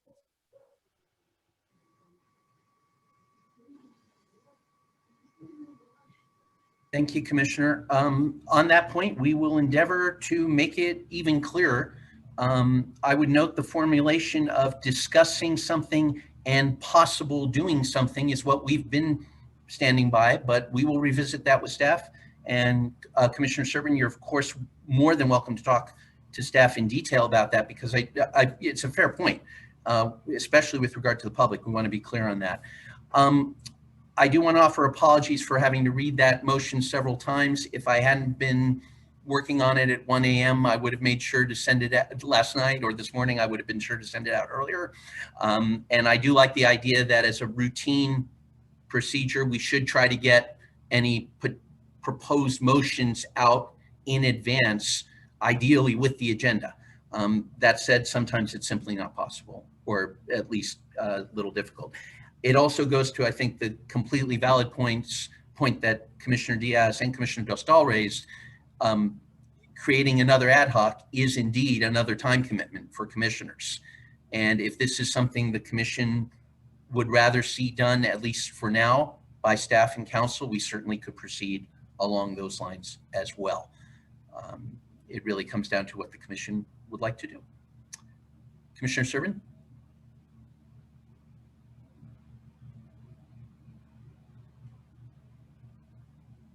Okay. Do any other commissioners wish to speak? Commissioner Hanson, I'm sorry. My apologies, please. My question is one of jurisdiction. We have absolutely no control over this timeline. And I believe that the legislature is fully aware that their decisions on this matter are going to affect IRCs across the state. A committee works to achieve a goal, to achieve some action. And this is not action that we have any control over. This is more a matter of education. And I just think that we can all be aware and be keeping ourselves abreast of what's going on. There was an article in the paper just this morning about the effects of the way they're, I forget the term again, the way they're treating the data. But anyway, this is an educational effect. We cannot change what the state or the legislature does. We don't control this. We do the best we can to achieve our mission under circumstances that are created for us. So without being able to affect the change, and I agree, we all need to be aware, but this is not something that we can change. Thank you for that. Commissioner Pons, then Commissioner Inman. Yes, thanks, Barbara. I don't want to feel like as a commissioner, I'm powerless to the process. And if as part of this commission, if I see that the process does not give due diligence to the process, and as representatives of the people in the county of San Diego, then why am I here? I can't acquiesce to something that's not fair. And so I don't believe that we are powerless. I do believe we can influence the process, and our voices as a collective commission, I think, needs to be heard if we really feel strongly that something has gone wrong or is going wrong, off track or off schedule. So I do appreciate Commissioner Hansen's comments, but in no way, shape or form do I feel powerless to influence this process, whatever level it's at, legislative or at the state level. I do feel like we have the power to influence the process. And if it means changing mandates, so be it. It's a recommendation that we made. And I feel like we should do that in good conscience. Thank you. Thank you for that. I will just briefly remind commissioners that time is passing, but I find this is the kind of discussion I'll always try to entertain as much as possible. The current list I have is Commissioner Pons, Commissioner Inman, then Co-Vice Chair Garcia, then Commissioner Dostal. Commissioner Inman. Yeah, thanks. So I can see a reason for an ad hoc. It's not to go out and necessarily collect all this information, though, because I do think that staff and our legal counsel and such are better suited to do that. It would just be as an advisory role to help them in sorting through what's relevant, what's not relevant, potentially things like that. It's not to per se go and collect all of this themselves. But I think it kind of goes back to some of the things like what Commissioner Hansen was saying is I'm a little bit unclear about what a recommendation the ad hoc committee would make. I mean, could we say, well, we all need to go to Sacramento and camp out in the rotunda and sit there until they pass a law? I guess that's what I'm trying to understand is what's the recommendation? We clearly need to understand what's going on. That's information. I don't really understand.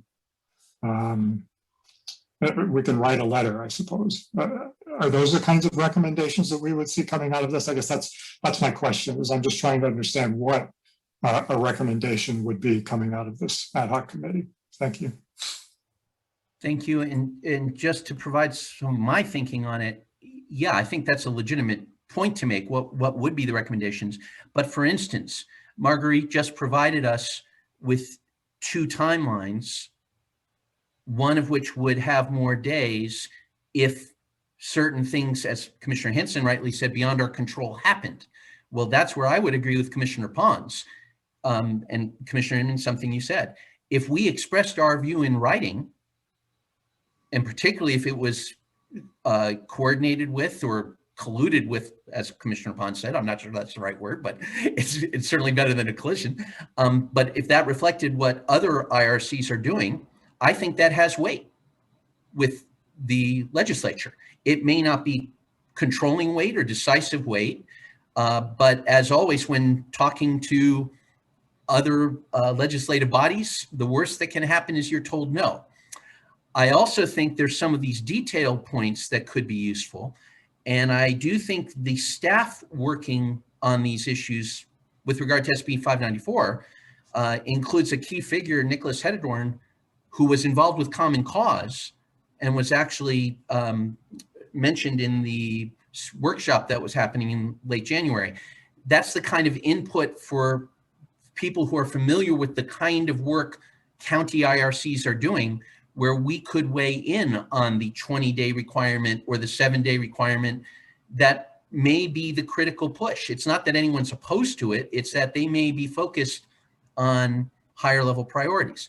But Commissioner Inman, you make a good point. If there's not sufficient reason to have those kind of developments from an ad hoc committee, if we can do that from council and staff, moving it straight to our commission, and we're willing to take the time as we are right now, that's certainly another viable option. I have Co-Vice Chair Garcia, Commissioner Dostal, and then Commissioner Larson. Co-Vice Chair. Yes, thank you. I guess Commissioner Inman actually made a couple of the points that I wanted to make, and that actually Commissioner Diaz started. When I look at this motion, one thing that strikes me is that what we heard was that the hearing on AB 594 is next week, right? April 12th.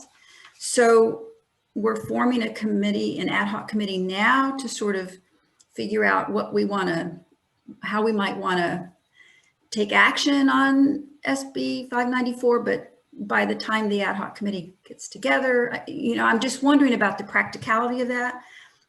Number one. Number two, a lot of the items on here, as has already been said, items, you know, the monitor, the developments regarding the delay of the data, assess impacts on timelines. We've been getting those updates from staff and from council. We just got one. So I'm wondering if what we shouldn't be considering now, and I imagine it's probably not actionable at this point, but if we shouldn't have been considering, for example, taking action on appointing someone or an ad hoc committee to begin collaborating with the LA Citizens Redistricting Commission, or to take action today on assigning someone to basically draft a letter outlining our concerns and our, you know, and an ask of our legislators. Like, to me, that seems to be the appropriate next step. This feels, like it's not the right thing for commissioners to be spending time on, and we're already getting these updates. And so I don't know, again, whether or not we can take action on the two things that I just mentioned, but that feels to me like more appropriate and more immediate kinds of things that we ought to be doing now.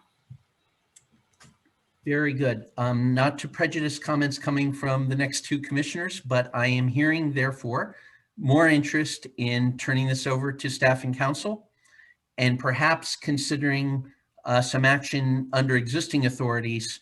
And I'll think about that for a moment while we're talking, to maybe take advantage of that upcoming hearing. But thank you, Co-Vice Chair Garcia. I think you captured some of the previous comments very, very well. Commissioner Dostal, then Commissioner Larson. Oh, sorry, I don't have anything. Thank you. Commissioner Larson? Well, I'm going to have to agree with almost everything that's been said, but I'm opposed to the motion as it's written. I think in the terms of information gathering, as Commissioner Inman said, yes, let's let staff and council do that. They're doing very well so far on that. Commissioner Pons, I couldn't agree with you more that our power to influence is as strong as anyone's. And we ought to coordinate with all the other IRCs in the state. They all have the same issues. They all need the same information that we do. And they're all under the same deadlines. I think LA County and San Diego County are different because we're so big and we're especially noted in the law. But what we got to do is use our influence to try to get things to make it reasonable for us to achieve our goal of getting our district lines correct and listening to all of our citizens' response to that. And that's all. Very good. Not seeing any other comments. I think the best way ahead, rather than spend time on a vote, is to ask Commissioner Russ and Commissioner Chen if they would be okay withdrawing the motion. And then I'd like to, before they do, I'd like to extend the discussion for one more moment to see if commissioners have anything to say about whether or not we should try to provide input to the legislative staff in Sacramento that's working on the bill. I could come up with a motion that would authorize providing a summary of our discussions and key points, probably under my signature, but prepared by staff and council. That said, though, I'm very wary of asking you for permission on something that you're not going to see and that we're not going to discuss in a public meeting, because we don't have time unless we have a special meeting, and whether it's really needed or not. So before I ask for the withdrawal of the motion, let me just see if commissioners have any comments. Do we simply keep abreast of the ideas and let the hearing that's coming up next week go by and monitor it, or do we try to weigh in? Commissioner Inman, then Commissioner Russ. Yeah, thank you, Chair Bain, for all your work on this. But I mean, would it be appropriate to simply offer a substitute motion and have the ad hoc draft a letter for approval by the IRC at our next meeting, which states our position to the legislature? I don't know who exactly you would send it to, but a substitute motion for the IRC to draft a letter of our concerns and suggested remedies, and post that in the public. It would come before the IRC at our next meeting for approval, and then we can post it, circulate it to other IRCs, send it to the legislature, so on and so forth.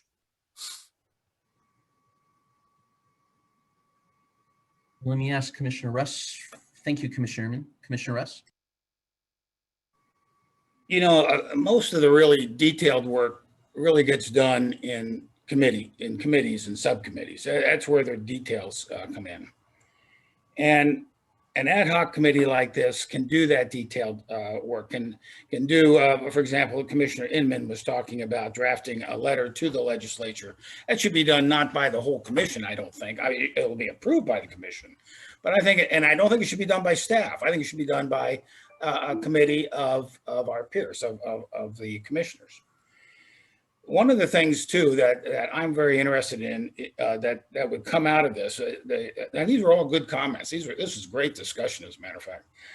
But one of the things they're asking, well, what's the deliverable? What is the result besides monitoring, and staff's doing that very well? Marguerite has kept us informed. I read what she says. She does a very good job. That's why in my motion I did say I've got to have her in a caucus. But one of the things is what is on our critical path? I want to know what's on my critical path and what activities have slack. I don't know that I fully understand that now. And I don't know that unless you have commissioners involved in that at some level, at a deeper level than what we can get in a full commission hearing, I'm not sure that I'm ever going to understand what activities we may have slack in, or what activities are critical. So I don't care to withdraw my motion. And instead I'll just call for the question and give it an up or down.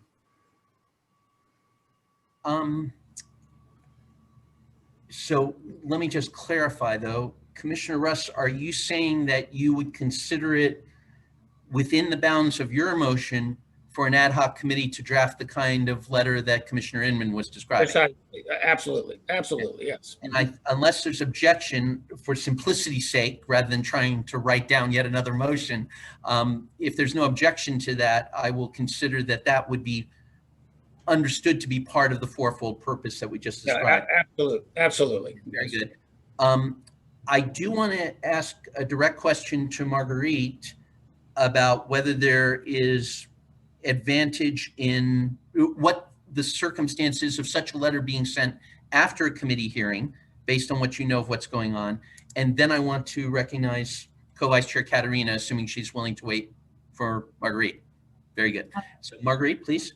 Thank you, Chair Boehm. I want to clarify that this is not going to be the last committee hearing on this bill. There will be several others. So a letter from the commission will not be wasted if it doesn't get there by next week. Very good. Thank you. Co-Vice Chair Katerina.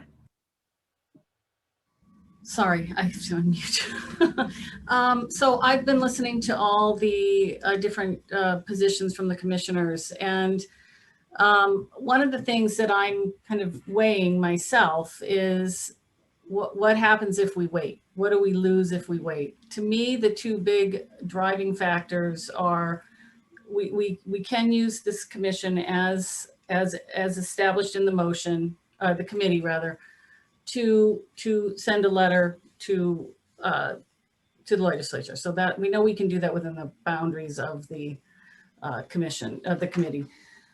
I also think there is some value to coordinating with the Los Angeles County IRC as well, and because we do have some common issues, and I think there is strength in combining. And again, that could also be done with an ad hoc committee. But I also understand that looking at probably, I think certainly section 1, the monitoring of data can stay with the existing system we have, working with staff and legal counsel. And similar to item 2. So I am, but I don't want to be on this committee. Sorry, I'm on too many. So that's all I have for this section. Thank you for that. And it raises a very important point. Before I turn to Commissioner Brown, Garcia, and Commissioner Diaz, I saw your hand at one point, but not now. Okay. And that is, I might ask after Commissioner Brown speaks, if there is commissioner interest in serving on an ad hoc committee, because I'd hate for us to create a committee only to find out we're going to be having a real challenge to get people to serve on it. Again, there are several different ways to pursue these issues. I would note that one of the reasons I had in mind for monitoring developments as part of the mandate was so the commission could the ad hoc committee could dive into more of that detail and save time for the overall commission. But clearly the commission interest is such that as long as you're all willing to take the time, and I notice the time is currently 3:13, that's more than welcome. I think the more the better on that, but I didn't want to speak for the commission on how it should spend its time. I have Commissioner Brown, then Co-Vice Chair Garcia, then Commissioner Servin, and Commissioner Russ, I appreciate your indulgence in waiting for us to push the question, but I will start to close this down and move us to a vote after those three. So Commissioner Brown, please. Great ideas, everyone. But I think we should streamline it as well. The suggestions for part of the motion of doing the monitoring and the impact of the deadlines, I think should remain with staff and council, and that we should just be active as a committee to voice our opinion on what's happening, and whether that's to gather up with the Los Angeles committee and go strong with 2 people signing a letter. And that might give more impact to us up in Sacramento, because it could very well be that they'll look at it and not pay any attention to it as well. But I think we ought to try to take it a step at a time and just form a committee right now to take care of what we want to take care of right now.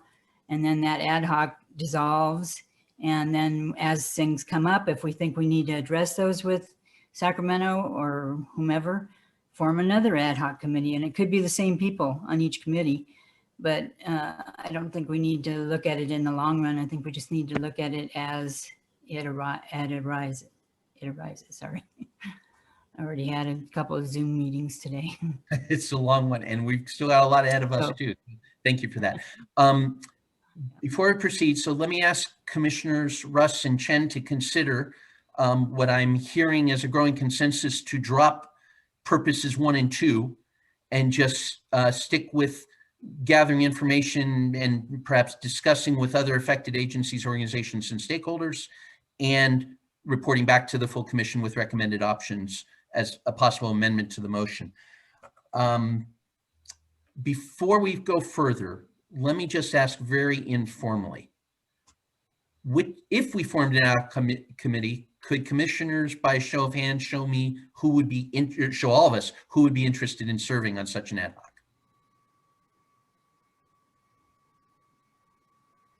I see Commissioner Inman and Co-Vice Chair Garcia, which probably is critical mass. I have a quick question on that. Is that to serve for an extended period of time or just to take care of what we're looking at right now? It would certainly be, and honestly, I would leave it up to the ad hoc committee to decide, to recommend whether they wanted to proceed beyond the next meeting or not. But I think we've got enough of 1 or 2 concrete potential deliverables, potential results, as Co-Vice Chair Garcia laid out, that would at least be enough for that 2-week period. And as you said, Commissioner Brown, we can always reform, extend, or create a new one if needed. So it's a good point. All right, Co-Vice Chair Garcia and then Commissioner Servin.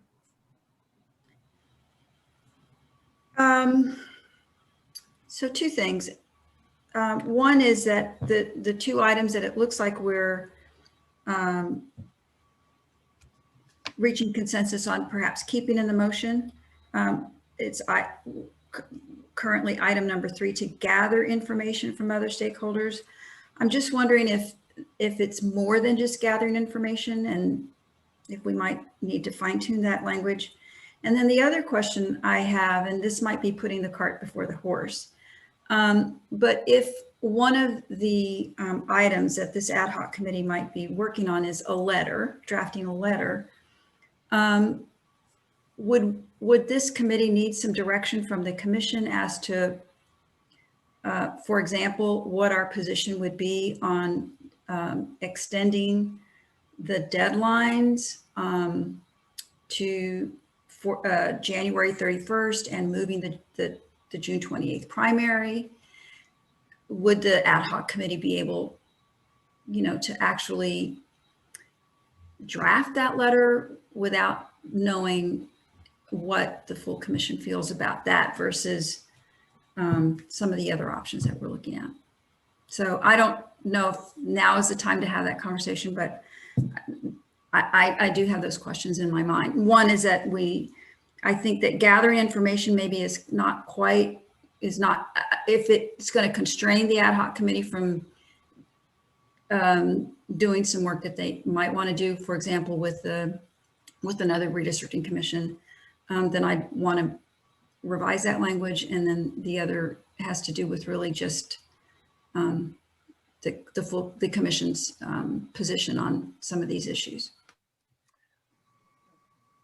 I hate to intervene, but Co-Vice Chair Garcia, I think you raised some good points. I would ask the commission, as it considers whether gather information is right, the challenge I see with that, as Marguerite laid out, is if you go much beyond gathering information, which I would tend to say includes discussing potential ideas, but if you go farther than gathering information, you may be getting into the ad hoc committee taking action and making decisions that really do require more approval from the full commission, or would need to be a standing committee that's specifically authorized. Whereas if it's gathering information, I think that can be interpreted safely based on our experience with our ad hoc commissions to date, that they could discuss and debate potential ideas, but they would be restricted to, at the conclusion of it, developing ideas that would go into a letter or some other recommendation for commission action. And I would say that could be, that I would leave as open as possible so that the ad hoc commission could evaluate it based on what they hear in those discussions. And as I said, there are things like primary dates and registrar voter action that is beyond our control and mandate, but certainly something we can offer an opinion about. Whereas there are other things like 7-day and 20-day waiting periods that are squarely within our mandate and could be very much helped by some sort of legislative fix. All right, Commissioner Serban, and then I'll ask Commissioner Russ and Commissioner Chen if they want to amend the motion, and then we'll move to a vote. Commissioner Serban. Yeah, thank you, Chairman. So I just want to, I'm a little unclear on what the motion is at this point. I think what you said was maybe we're amending it to only include now gathering information and reporting back to the IRC. And then I also heard something about a letter. What are we discussing right now? What's the action item that's before us? I don't mean to speak for Commissioner Russ because it's his motion. Let me talk. Yeah. No, there's no way that an ad hoc committee would send a letter out under commission. There is no way. No, that would come to the full commission. So right, put that at ease. The other thing about gathering information, yeah, obviously that's what you're going to do, but you need to assess it too. As I said, what are the things on our critical path? That's really going to make a decision or affect our decisions as far as these RFPs that are going out. Who can come up to speed the soonest, things like that. We need to know that. That's what this ad hoc committee would do. There's no way that that the ad hoc committees will ever speak outside of the committee for the committee. So no, there's no letter in that, Commissioner Serban. You don't have to worry about that. So I'm not worried about it, and I mean I think it's perfectly appropriate for an ad hoc committee to propose a draft letter to the. That's exactly right. That's exactly what would happen. Yeah, that's exactly. And I guess that's kind of what I'm asking is that within the scope of this? What are we asking this committee to do? Are we asking you to or the committee to consider drafting a letter and presenting it to this board for full approval? And that may be one of the things that the ad hoc committee might do. I think the full committee, and then the full committee. Yeah, be in our report. Words would be report back to the full commission with recommended options for action. Yeah, that's absolutely. And that would, as always, be with respect to the discussion that the commission had in forming this ad hoc committee, i.e. what we're talking about right now. The ad hoc would go back to look at this, working with staff and council. And just to make clear, my intent would be that any such options, the letter or anything else, would be developed in time to be circulated with the agenda at least 72 hours in advance, ideally earlier. And I would certainly ask the ad hoc to consider if there's a way staff could even provide further contact with commissioners to receive input or circulate information earlier, with very due respect for Brown Act requirements. But I think for the motion, it's really, maybe it's gather and assess information. Yes. Commissioner Russ just said, and report back to the full commission with recommended options for action. Yeah. Okay. All right. So are items 1 and 2 still part of this motion? Commissioner Russ? Well, that'd be monitor developments. That's assessing the developments. It's semantics to me. They're the same. Why don't we delete, because we heard so much from so many commissioners on it, why don't we delete the first two? Because gather and assess information from others includes, I think. Yeah. And two is assess the impact. So in any assessment, it would be the impact. So. And so do I have this right now? Is this the motion? We cannot see that. Yeah, that looks good. Okay, Commissioner Chen, does that look right?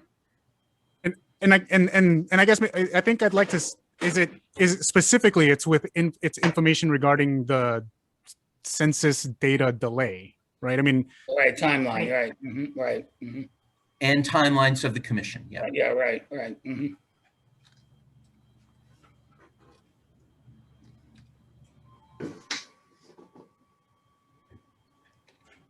What do you mean by timelines? Well, like, Census data delay, I'm sorry, I saw a hand and then it disappeared. Commissioner Distal, please. I recommend that we just keep the motion as it is then. It sounds like the people who are actually interested in being on the committee are all right with this purview. So I would just recommend that we just go ahead and vote on the motion as it was initially set forth. I mean, it sounds like we're amending it as we're discussing. Yeah, and I'm saying that it sounds like we don't need to amend it because Commissioner Russ proposed it and it sounds like he's still good with it and he wants to be on the committee. So I say we vote. Okay, well, does everyone have an understanding of what the scope and purpose of this committee is? Like what the limitation of their work is? I think it should include the comment that this has to do with SB 594 and its decisions. Okay, let's go back to the original 4 points that I read, but we will add in there at the beginning, to form an ad hoc committee drawing on discussions by the full commission, comma, with a fourfold purpose too. Commissioner Pons, and then I really do want to move ahead if we can. Yeah, I'm just going back to the discussion. I think the roles and responsibilities of an ad hoc committee have already been established. I think the purpose of the committees should be developed by the ad hoc committee and presented to the commission, just like we've done in the past, so the commission can drop anchor on and go, look, change this to that, change this to that, and then we vote on it and it moves forward. But I think the key thing now is to go ahead and establish the ad hoc committee and let that organism go ahead and figure out exactly what the purpose is and present that purpose to the commission so we can vote on it. And then they can move out on doing the things that Commissioner Russ has advocated for. Okay. I'm sorry, so is the suggestion that we hear back from the ad hoc committee to allow the ad hoc committee to define its role? Its purpose. The roles and responsibilities have been defined. The purpose of being a ad hoc committee has always been, at least for the training committee, we had to come back with our purpose statement and it was modified in deliberation. And that modification and adjustment was based on the commission's feedback to the training ad hoc committee. And I think that process worked out pretty good. Commissioners, I am hearing some consensus to, I mean, I suppose we could add an explicit phrase in keeping with previous ad hoc committee discussions, but I think that might simply be redundant. I think we can, based on the for-purpose version that Commissioner Serban has gracefully summarized, and I'm grateful for that. But I think we can leave it to the ad hoc committee to come back with a restated or more detailed purpose if they see the necessity. But I also think there's been enough discussion here and enough familiarity with these issues, a little more so than some of our other ad hoc committees, that the ad hoc committee may feel prepared to come back with recommended options based on this discussion and other discussions we've had. And of course, it will remain within the commission's purview to decide whether or not to approve those. Commissioner Henson. According to our agenda today, it says we are discussing committee to develop legislative or other recommendations regarding the timeline for redistricting. Seems like that line ought to be in the motion. Okay. Yeah, I'll amend the motion to include that. Thank you. Okay. And so we'll include that up front and say with including the following more specific details. Commissioner Co-Vice Chair Garcia, please. Yes, I want to acknowledge Commissioner Russ's desire to keep the motion as it was originally articulated. But I really, and I think we had a lot of conversation about the need for items 1 and 2. And I don't really think we need them. In fact, I think what Commissioner Hanson just read might actually be the appropriate motion for the ad hoc committee. Okay. But so I just wanted to express that I'm really not, I really don't agree with keeping this long 4-part motion for this ad hoc committee. I don't think it's necessary. Okay. Thank you, ma'am. Commissioner Russ, Commissioner Chen, as the movers, do you want to respond to that?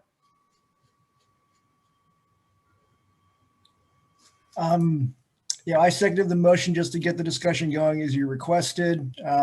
Actually, where I'm at is I believe that this is a common issue for every redistricting commission in California. I think one more letter from us is probably not going to make one whit of difference to what actually happens with the legislature. So I'm okay with or without a subcommittee. Thank you for that. Yeah, and regarding the timeline, as you say in item 2, that can mean many things to different people.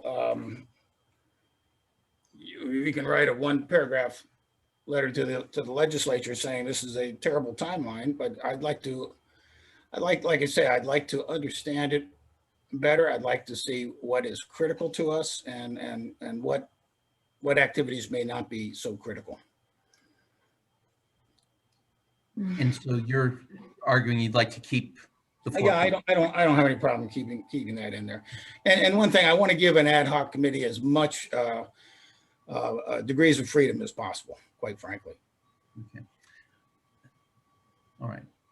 Any other comments before we vote? All right, so we're going to have a vote on a motion to form an ad hoc committee. Let me get the language again. To develop legislative or other recommendations regarding the timeline for redistricting. That's the phrasing from agenda item 2.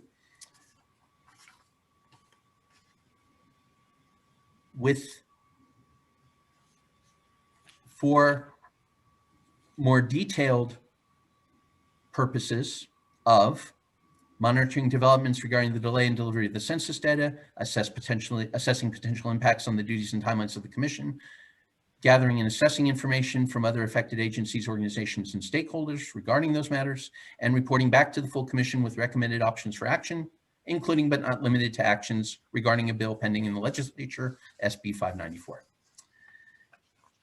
With that, Erin, I'll ask you to hold the vote. Thank you, Chair Boehm. Commissioner Krugliak.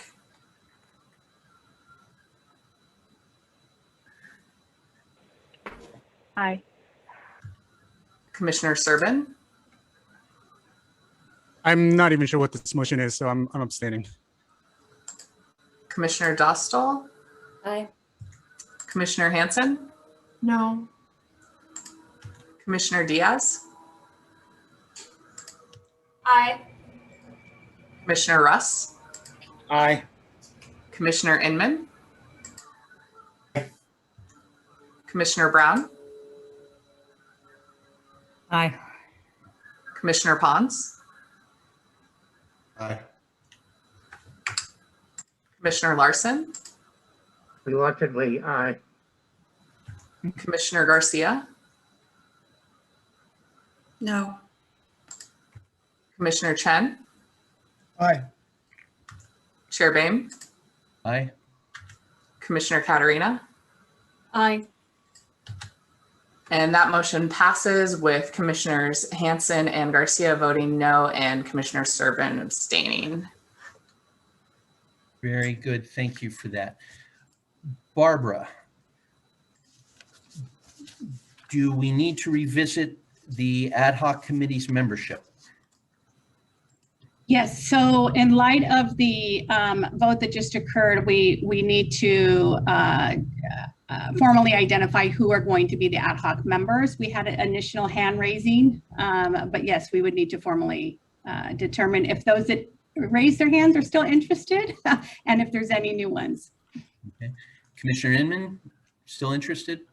Yes. Co-Vice Chair Garcia, still interested? That's in no or yes, sorry. Well, if there are enough people on the ad hoc committee without me, I can bow out. Understood. But We'll if- keep surveying. Yeah, yeah. that's good. Commissioner Russ?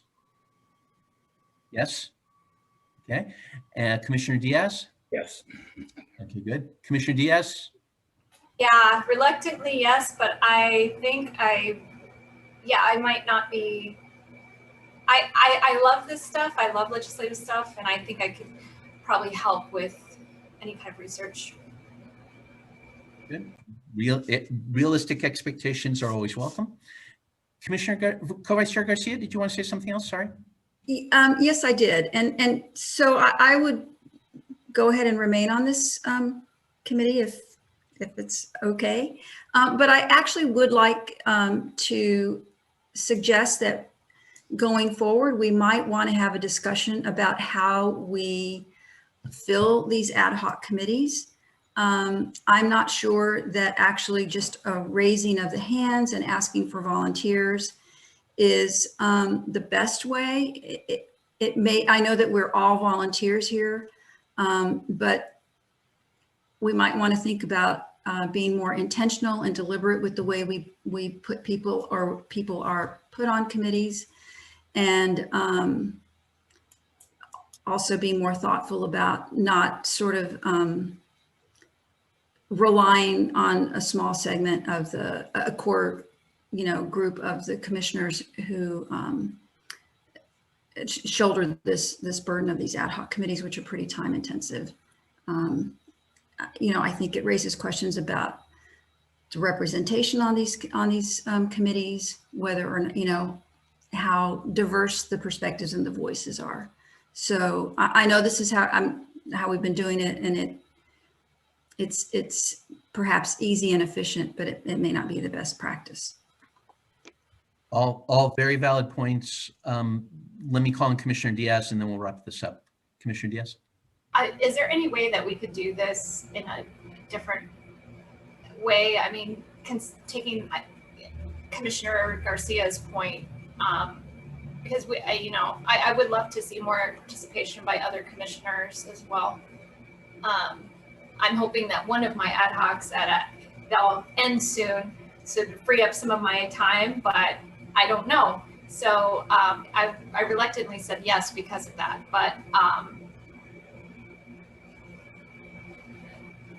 Absolutely. And just as it's perfectly agreeable to me that commissioners vote no or abstain, it's a very good point, I think, that we might want to revisit this.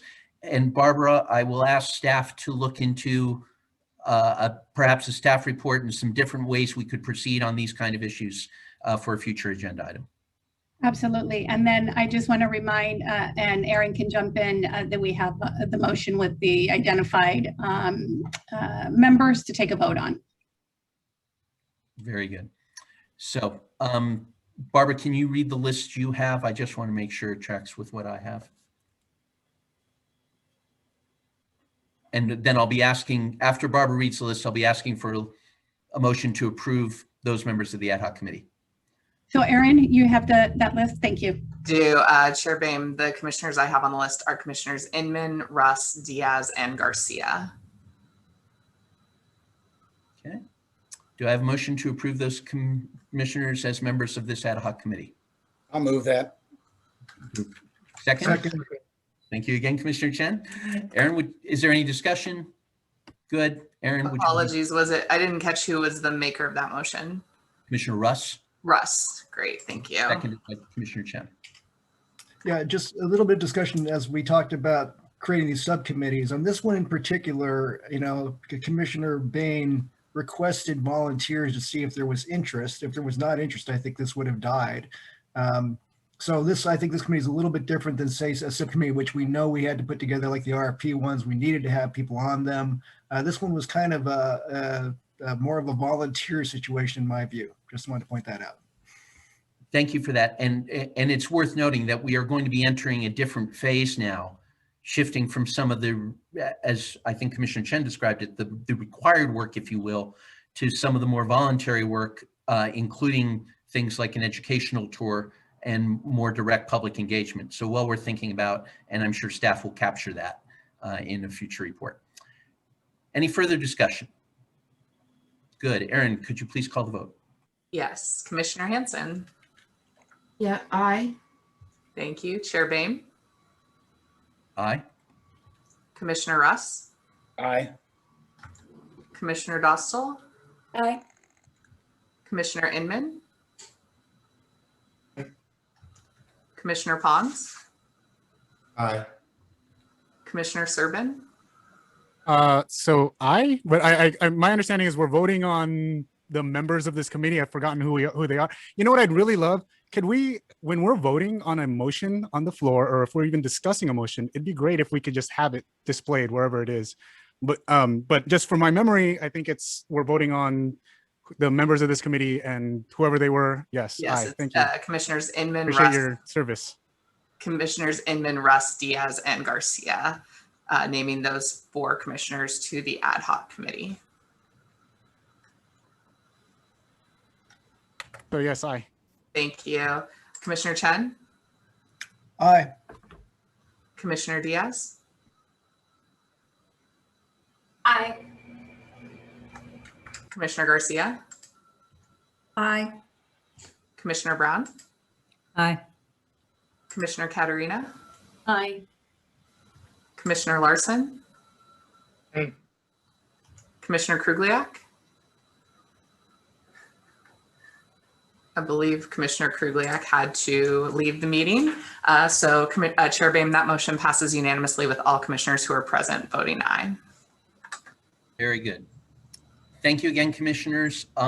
Barbara, if you can add to the staff report the point that Commissioner Servin brought up, it would be possible to capture in a live format texts of motions and things like that, as well as whether we might want to just set a rule. And I'd be certainly willing to follow the commission's inclination on it, that we're going to have motions in writing as part of the agenda package to further indicate that this is a potential action item. And that way everybody's got it in writing in front of them as an option.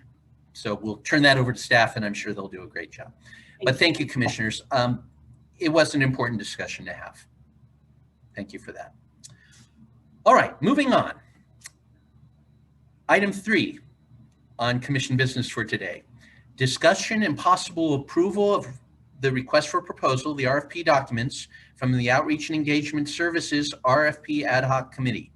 This is a possible action item. The final draft RFP documents were included with today's agenda materials.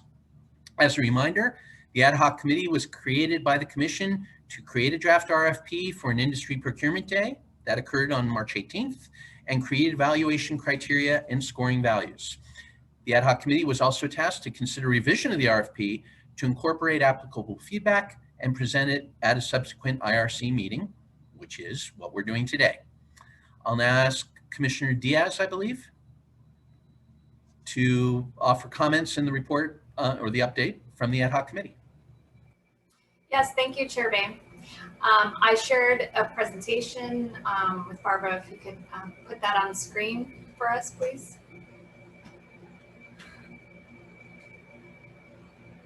Okay. So what you see presented here today is the final stage of our work in developing an RFP to present to the full IRC today. I just want to thank Commissioners Katerina and Garcia on the ad hoc for also assisting in this work, as well as the countless hours that we spent on this with county staff and in collaboration with Department of Purchasing and Contracting. So I won't repeat the timeline that that Chair Boehm just stated, but I just want to focus in on a couple of things that we have here on this slide that we were responsible for as the ad hoc committee. And those were to develop the evaluation criteria, the submittal items, Exhibit A, statement of work, and pricing schedule. And as you see, the next steps, if this is approved today, this will then be posted on the BINet website on the 13th, and that there's a 2-week window by the time that all the submissions will be due. So all the submissions would be due to the county on the 27th. And then shortly after that, a source selection committee will be formed to review all of those submissions. And then there's a 30-day window of review for that, during which the source selection committee will come to the full IRC with their recommendation, and that the IRC will be presented for concurrence on May 27th. So the goal is to have an execution date of possibly early June if this is approved today. So that's just a summary of presentation. Next slide. So as you recall, the action that the IRC took on, I believe it was the end of January, to form these ad hocs to begin with. And the goal was to ensure that there would be public input in the procurement process to increase participation of the IRC in that process without causing any delays in the contracting the award. Our ad hoc, Outreach and Engagement Services, RFP, was tasked with creating the draft RFP, which was presented during Industry Day, and soliciting public feedback. And that included developing the scoring criteria for evaluation, and then revising those documents to incorporate that feedback, and then present that into a final package, which you see here before you today, to either adopt or reject. Note, if this is rejected, because there's either adoption or reject, the ad hoc will need to revise that RFP based on the feedback today, and then that process would happen again at we'll come back at the next meeting with the final. So next slide, please. So these were the 4 items that we had worked on in our ad hoc committee, many of which are, the RFP, if you'll see, it's a very large document. A lot of that is boilerplate language that the Department of Purchasing and Contracting uses that we cannot change. It's standard. But the 4 items that we worked on were these 4: the evaluation criteria, submittal items, Exhibit A, the statement of work, Exhibit C, pricing schedule. These were the ones we spent the most time on in a deliberate, intentional, rigorous process with staff. And so next slide, please. This just kind of summarizes the evaluation criteria. And basically, these are criteria that the source selection committee will be using to score the submissions. You'll notice there's a minimum requirement pass-fail, and this is basically the offer has to comply with the elections code, which is regarding conflict of interest, and then has to agree to the terms of the county's draft agreement. Then it takes into the account personal experience of the contractor and their subcontractors. That we made sure that what was important is that the primary contractor had a minimum of 3 subcontractors who must meet the minimum requirements and that demonstrate experience and qualifications within the past 10 years and success record of outreach and engagement. Technical approach, and budget. Next slide. The submittal items, I mean, this looks kind of like the slide before, but basically the submittal items reflect the main categories of the evaluation criteria developed, but just in more detailed form, and in the proposal itself to ensure that it's consistent with the statement of work, which will be covered in the next slide. So this is basically the nuts and bolts of where the RFP, a lot of what we worked on as the ad hoc. We spent about 7 weeks, as I think I said before, making sure that the values and the priorities of the public and the IRC were reflected and consistent with the state and federal voting rights laws for this process. And our goal was of not only reaching, but soliciting input from as many residents and communities as possible, from the pre-mapping process to the final approval of the maps, taking also into account the complex geographic and cultural diversity of the jurisdictions within our county, including a focus on communities of interest, underserved communities, and in particular, communities that have been historically disengaged from the redistricting process, and ensuring maximum number of residents have opportunity to provide their input. And then the other point was being responsive to known and unknown circumstances. And we've talked about this in earlier meetings about delays in census data and COVID-19. Next slide. So the pricing schedule is basically anticipated budget was stated in the RFP as $150,000. There is a fixed price amount schedule in there, but there's also an additional pricing as needed item in the event that in-person meetings are not permissible, and it asks the offeror to detail all the applicable price deductions and additions associated with the alternative remote activities proposed as part of the technical approach. And that's language that's pulled right out of the RFP. So, you know, if there are any specific questions on this point, also defer to Department of Purchasing and Contracting, because this, as far as I understand it, this is also a standard thing that they do. And next slide. So today, the motion before us is for the IRC to approve the Public Outreach and Engagement Services RFP. And again, just to reiterate, if this is approved today, it will be posted on BINET next week. If rejected, the ad hoc subcommittee would revise the draft RFP per IRC feedback, and the process would repeat, and we would bring it forth at the next meeting.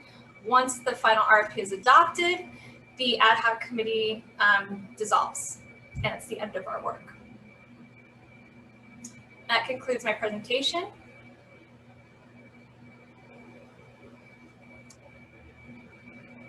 Thank you very much, Commissioner Diaz and the other members of this ad hoc committee. Before we hear public comment and consider a motion, let me ask commissioners if you have any clarifying questions to ask the ad hoc committee.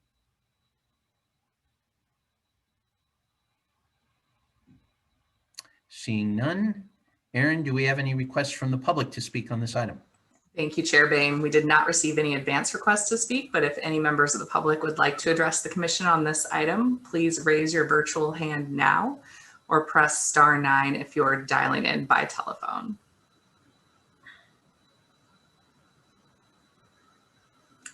Not seeing any virtual hands, Chair Bain. Very good. To discuss the item, we will need a motion. If I understood the slide correctly, do we have a motion to approve the Public Outreach and Engagement Services RFP?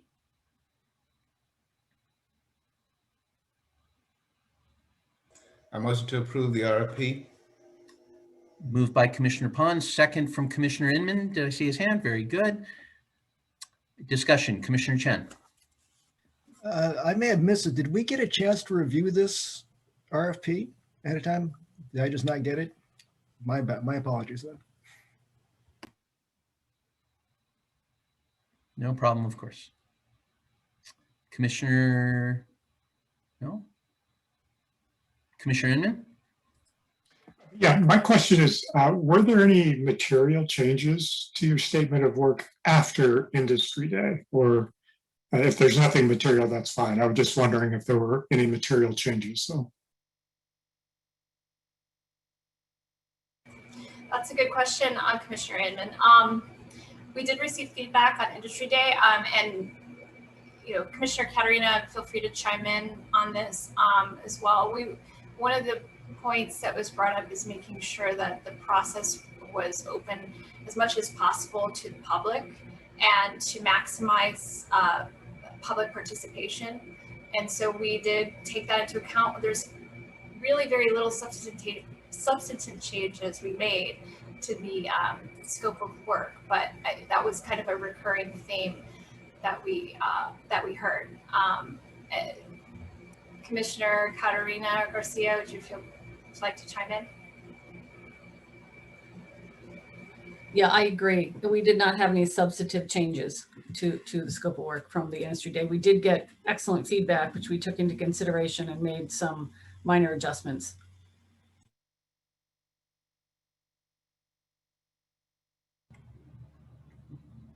Thank you for that. Any further discussion? Okay. Does anyone need the motion repeated? Very good. Erin, could you please call the vote? Thank you, Chair Bain. We'll begin with Commissioner Diaz. Aye. Commissioner Inman. aye. Commissioner Russ. Aye. Commissioner Pons. Aye. Commissioner Larson. Aye. Commissioner Garcia. Aye. Commissioner Hanson. Aye. Commissioner Katerina. Aye. Commissioner Dostal. Aye. Chair Bain. Aye. Commissioner Serban. Aye, and thank you, ad hoc committee. Lots of work put in. Commissioner Brown. Aye. Commissioner Chen. Aye. That motion passes unanimously with all commissioners who are present voting aye. Good. And Erin, would you amend for the record all votes to include Commissioner Serban's comment? Thank you, Chair Bain. Sincere. That was really impressive work, and it gets us moving on perhaps the single most important component for public engagement. So from all of us, thank you. Very well done. All right, we move on to item 4, ad hoc committee reports. An opportunity for the commission's remaining ad hoc committees to provide, and I will underline and put in bold, very brief reports. We still have a considerable amount to discuss, but in keeping with our usual procedures, we'll hear from the ad hoc committees, then hear any public comments, then offer commissioners a chance to ask clarifying questions or their own comments. I will ask all commissioners to keep their questions and comments brief, bearing in mind that there's no action to be taken on any of these reports. And respectfully, I'll ask for your understanding if we need to impose additional time limits to respect the commission's time. We'll start with Commissioner Inman's update on the Demographic Services RFP Ad Hoc Committee.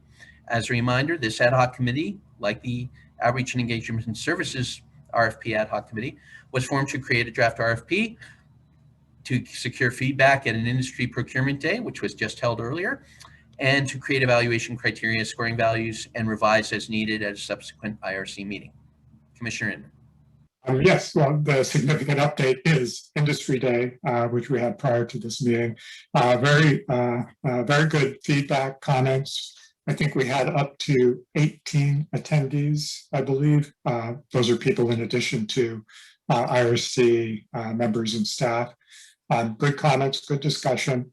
So next steps is we will reform and see if we need to make any adjustments to the existing documents. And our expectation, or my expectation would be we would have as a motion at our next meeting, the end of this month, a similar document to what you're seeing here for the outreach and engagement.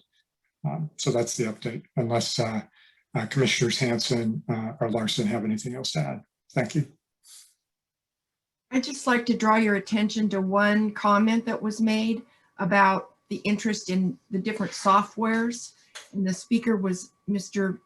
Doug Johnson, who was a part of a lot of those training videos that you were given as resources by the education team.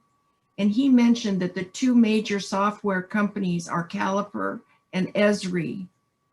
And I wanted to remind you that their demonstrations of their software are on that chart that we all got, showing how those softwares work. So I refer you back to that. And the name of the training was specifically about software uses, and there were 4 different vendors presenting. And Esri was the first, and the second said Maptitude, but Caliper is the company that makes that. Yeah, and that's on the national, National Conference of State Legislatures. Yes. Yeah. And you can link to that. And there is it's called Redistricting Software Vendor Presentations Webinar. And as Commissioner Hansen said, there are actually four platforms that are demonstrated on that. So very useful information if you want to see what this software looks like. And there were 4 vendors that do provide complete demonstrations of their software. And that's part of our training continuum. Actually, you can get to that off of the training materials that we've put up. So yes. Very useful, and thank you both, and Commissioner Larson too, for both inspiring a great discussion today with the work to date and your comments just now. I will ask the ad hoc to be in touch with staff about possibly circulating or just highlighting that particular piece, because I think it might be a useful thing for commissioners to look at some of that software between now and the next meeting. But again, the resource is already available, so thank you very much for that. Erin, do we have any requests from the public to speak on this item? Thank you, Chair Boehm. We have not received any advance requests to speak, but if any member of the public would like to address the commission on this item, please raise your virtual hand now or press *9 if you're participating by phone.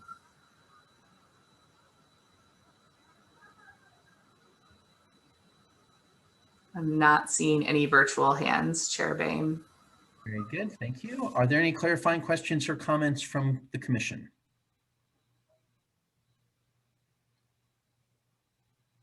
You cannot get briefer than that. Thank you very much. Thanks again to the ad hoc committee. We'll now turn to the ad hoc committee on commissioner training. For that, we'll have a brief update from Commissioner Pons. Just as a reminder, they were formed with 3 purposes, as Commissioner Pons mentioned earlier, and have already delivered the continuum and several other resources. I hope commissioners are finding them as useful as I am. But for an update, Commissioner Pons. Okay, Barbara, can you bring it up? Thank you. All right, perfect. All right, so that's a great lead into the efforts of the Training Continuing Ad Hoc Committee. I want to thank the committee members for their tremendous work, Commissioners Inman, Brown, and Hansen, and also the superb support from Barbara Jimenez and the rest of the staff for bringing this vision and concept to life. I believe the work of the commission and the committee will be valuable to the San Diego County community. The bottom line up front is that we are on schedule to meet the fully operational go live date of 22 April, of which all training materials will be uploaded. All of the operational links will be functional, and the training videos will have the timestamps confirmed. So let me give you a brief description of the training site. And it's really very good. So thanks again to Barbara and the staff. It comprises a brief welcome message, the mission statement, a note to the public regarding training costs. If they desire it, they will have to pay for it with their own expense, a short instructional message on how to navigate the training site. And there's the phenomenal use of hyperlinks that will allow the user to collapse and expand the training topics. I bring that up because I think it was Commissioner Chin that said, if we could include a search and filter function, it would make it more user-friendly. I think what the staff has come up with this collapse and expanding training function on the topics will obviate the need to include that search and filter function. And if the commission agrees with me, then we don't have to chase that. The staff doesn't have to chase that skill and that technical skill in order to incorporate that into the training site. So more to follow later. So what's left to do? We have to distinguish the directed training that will be delivered to all the commissioners versus the self-study independent training and make that obvious on the training site. We need to determine the need for the sort and the filter function. And I am proposing that the ad hoc committee receives a preliminary demonstration of the training site before we go live on 22 April. And that's when it will be presented to the full commission. And that signals the go live date. And again, that is on 22 April. So subject to your questions, that's all I have, unless the other committee members, Commissioners Inman, Brown, and Hanson, unless you have something else you want to contribute.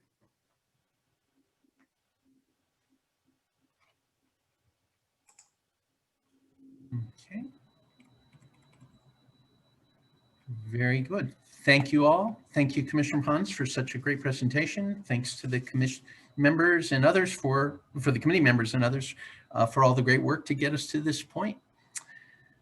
Aaron, are there any requests from the public to speak on this item?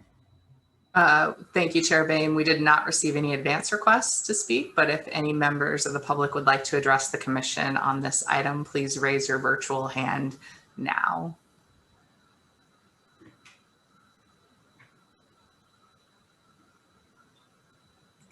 I'm not seeing any hands raised, Chair Bain. Very good, thank you. Are there any clarifying questions from commissioners? Commissioner Diaz.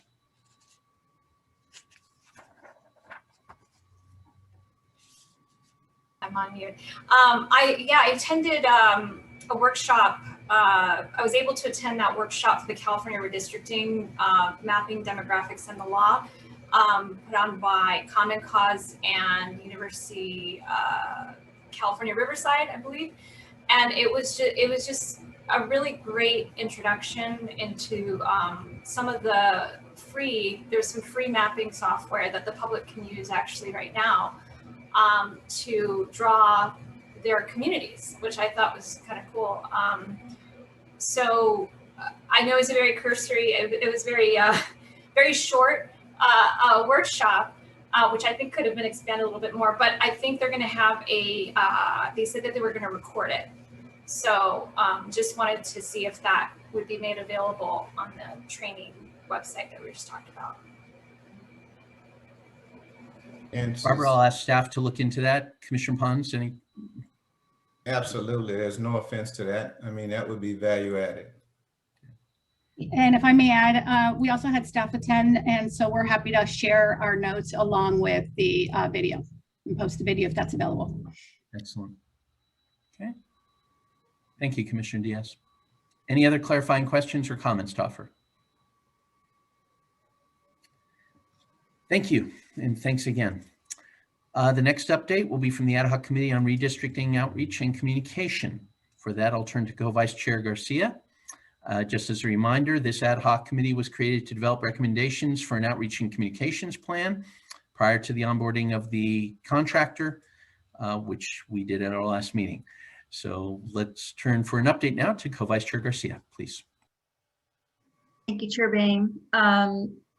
A brief update on what we've been up to in the last couple of weeks.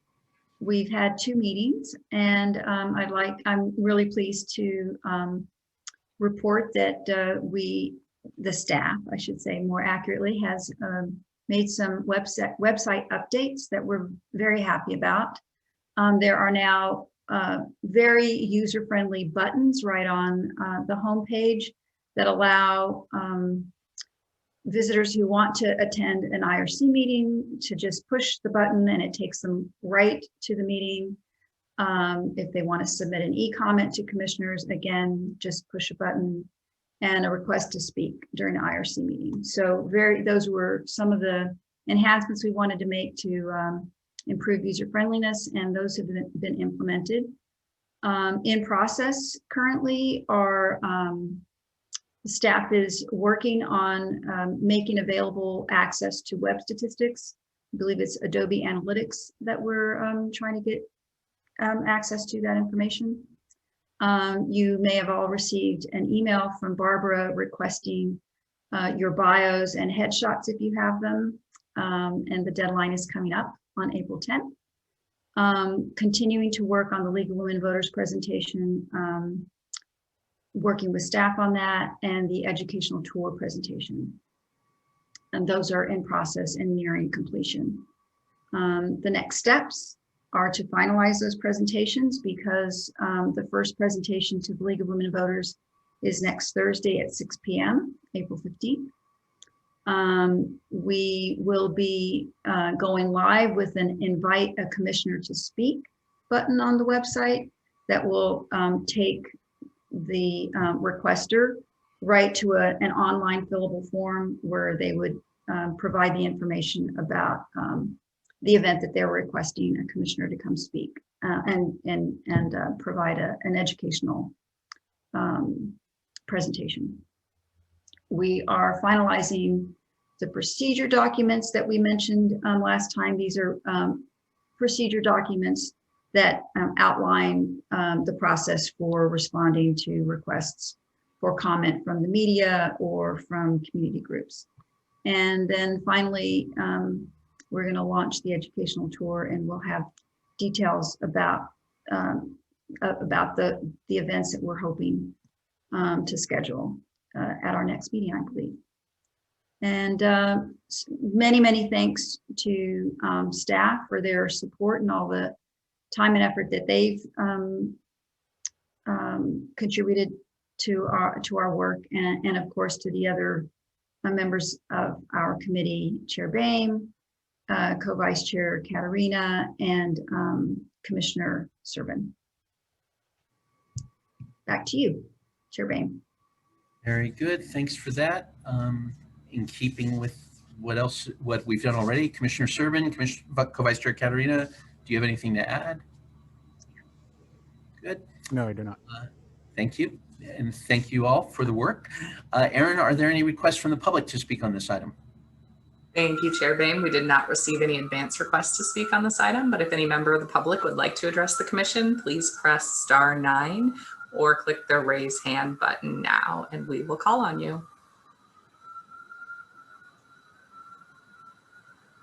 I'm not seeing any raised hands, Chair Boehm. Thank you. Thank you. Any questions or comments from commissioners?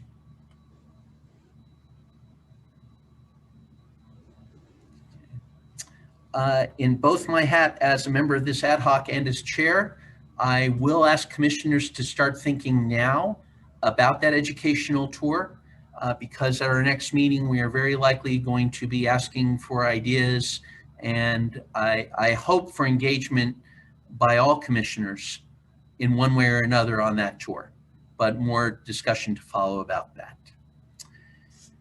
So thank you again, members of the ad hoc. Great work getting us to this point and pointing the way ahead. And in particular, Co-Vice Chair Garcia, good luck on April 15th. I hope all commissioners who have some time can pop into that session, not just to see her, but also to see a member of the State Commission, Patricia Sine, am I saying it right? Patricia. And also to see the League of Women Voters getting involved in the important work of redistricting. For our final update, I'd like to remind the commission, I won't ask for a formal correction on the agenda, but I do want to draw attention that the full title of this ad hoc committee is actually a tiny bit longer than what you see on the agenda. It was to develop a redistricting budget recommendation. This ad hoc was formed with the purpose to review the budgetary impact of changes to the contract with legal counsel, more to follow on that in our next agenda item, to develop recommendations for an update to the redistricting budget as a basis for a request to the Board of Supervisors, and to consider the creation of a standing committee and return to the commission for consideration of any such recommendations. For this update, I will turn over to Co-Vice Chair Katerina. Thank you, Chair Boehm. We have an update slide as well. I'll be brief as best I can. We jumped in, Commissioners Diaz and Larson and myself, we jumped in and started working on the budget review right away. Some of the things that we have been working on and continue to work on are reviewing our current expenditures. What have we spent to date? What are the buckets that the budget should be divided into? We've gone into a deep dive into legal expenditures, having meetings with both county counsel and our expert legal counsel and general counsel. In addition, we've talked about perhaps identifying a need for some commission oversight role with some of our contractors coming up and regarding invoicing.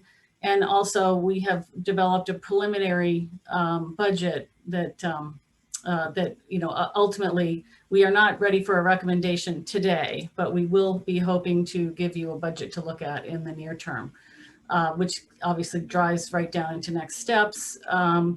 We do need to, as a point of working on a revised budget and getting approval from the IRC, we will then need to send that recommendation through staff to the Board of Supervisors for additional funding if required. And we should also consider establishing the financial controls and oversight that we mentioned up above after noticing a need for it. And additionally, as that relates to contractor invoices. So that is all I have at the moment for the budget update, Budget Commission. Thank you very much for that. Let me invite other members of the committee if they have anything to add. Commissioner Inman. I'd just like to make a comment, echo the, develop procedures to oversee contractors is kind of one of the bullets or something thereof. And I think that, we've got RFPs that have been approved, they're going to be posted, we're actually going to hire some people. And so potentially an ad hoc committee needs to be established or something needs to be done so that we can start planning how we're going to manage communication with and the budgets of these contractors. So I just wanted to echo that comment and say it's not just budget, but that's command and control, if you will, to a certain extent, or communication, I guess, but with these folks is going to be something we have to address. So thank you.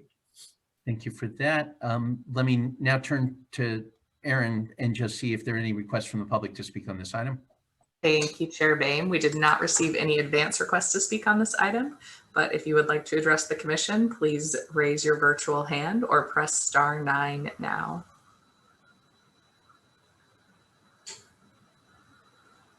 I'm not seeing any raised hands, Chair Boehm. Let me ask if there are any further questions or comments from commissioners, bearing in mind that we will be having additional discussion. Commissioner Larson, thank you for your patience. A lot of this I add to what Commissioner Inman said. That issue has been discussed within the Budget Committee. Members of the Budget Committee are also on one or more of the other ad hocs. And it's an issue that we see coming up. There are budgetary considerations, of course, but the issue is oversight and control. And it's something we have to address. And that will be a subject of another discussion. But just want to make sure everyone understands that we certainly have taken into account what Chairman or Commissioner Inman has said.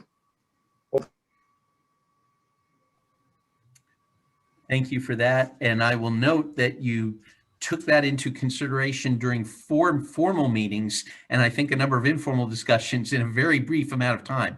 So my thanks, and I'm sure thanks of all the commissioners for putting that much effort into a new but very, very important ad hoc committee. Any other additional questions or comments? Very well.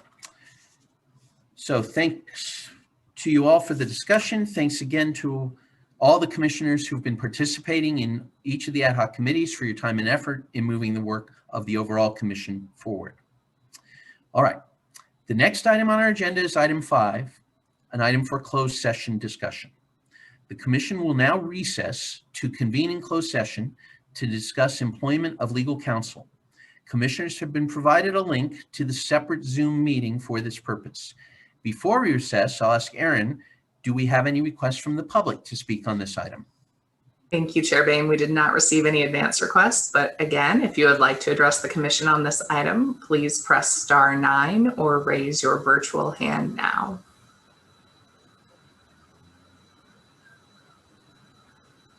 I'm not seeing any hands, Chair Boehm. Very good, thank you. So just before we go into closed session, let me mention, I hope everyone knows how to access that link. If not, please contact commission staff separately once we recess this part of the meeting. We'll be going into that separate Zoom meeting for the closed session. However, this public virtual meeting of the IRC will continue so that any reportable actions from the closed session can be presented. During this time, staff will put up a slide notifying the public that the commission is meeting in closed session. However, staff will be responsible for coming back to this Zoom call and updating the public on whether any reportable action occurred. We will take a 5-minute break before starting the closed session. That will be at 4:25. And I would like, for the record, more than anything else, to remind the public as well as commissioners here that the next full meeting of the Independent Redistricting Commission will be Thursday, April 22nd at 5:30 p.m. With that, we are in recess, unless there are any questions or comments, until 4:20, we'll say 4:26 in the separate Zoom session. Thank you very much.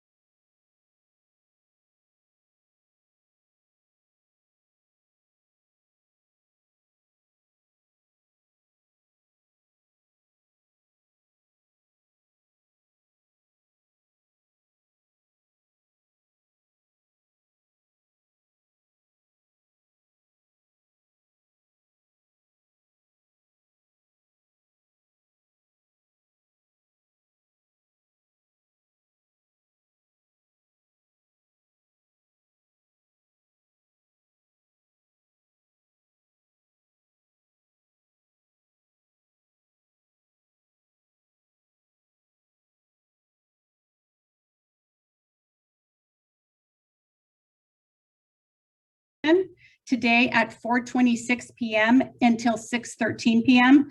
No reportable action were taken. This meeting is adjourned today at 6:15 p.m. The next meeting of the Independent Redistricting Commission will be on Thursday, April 22nd, 2021 at 5:30 p.m. Thank you all and have a good evening.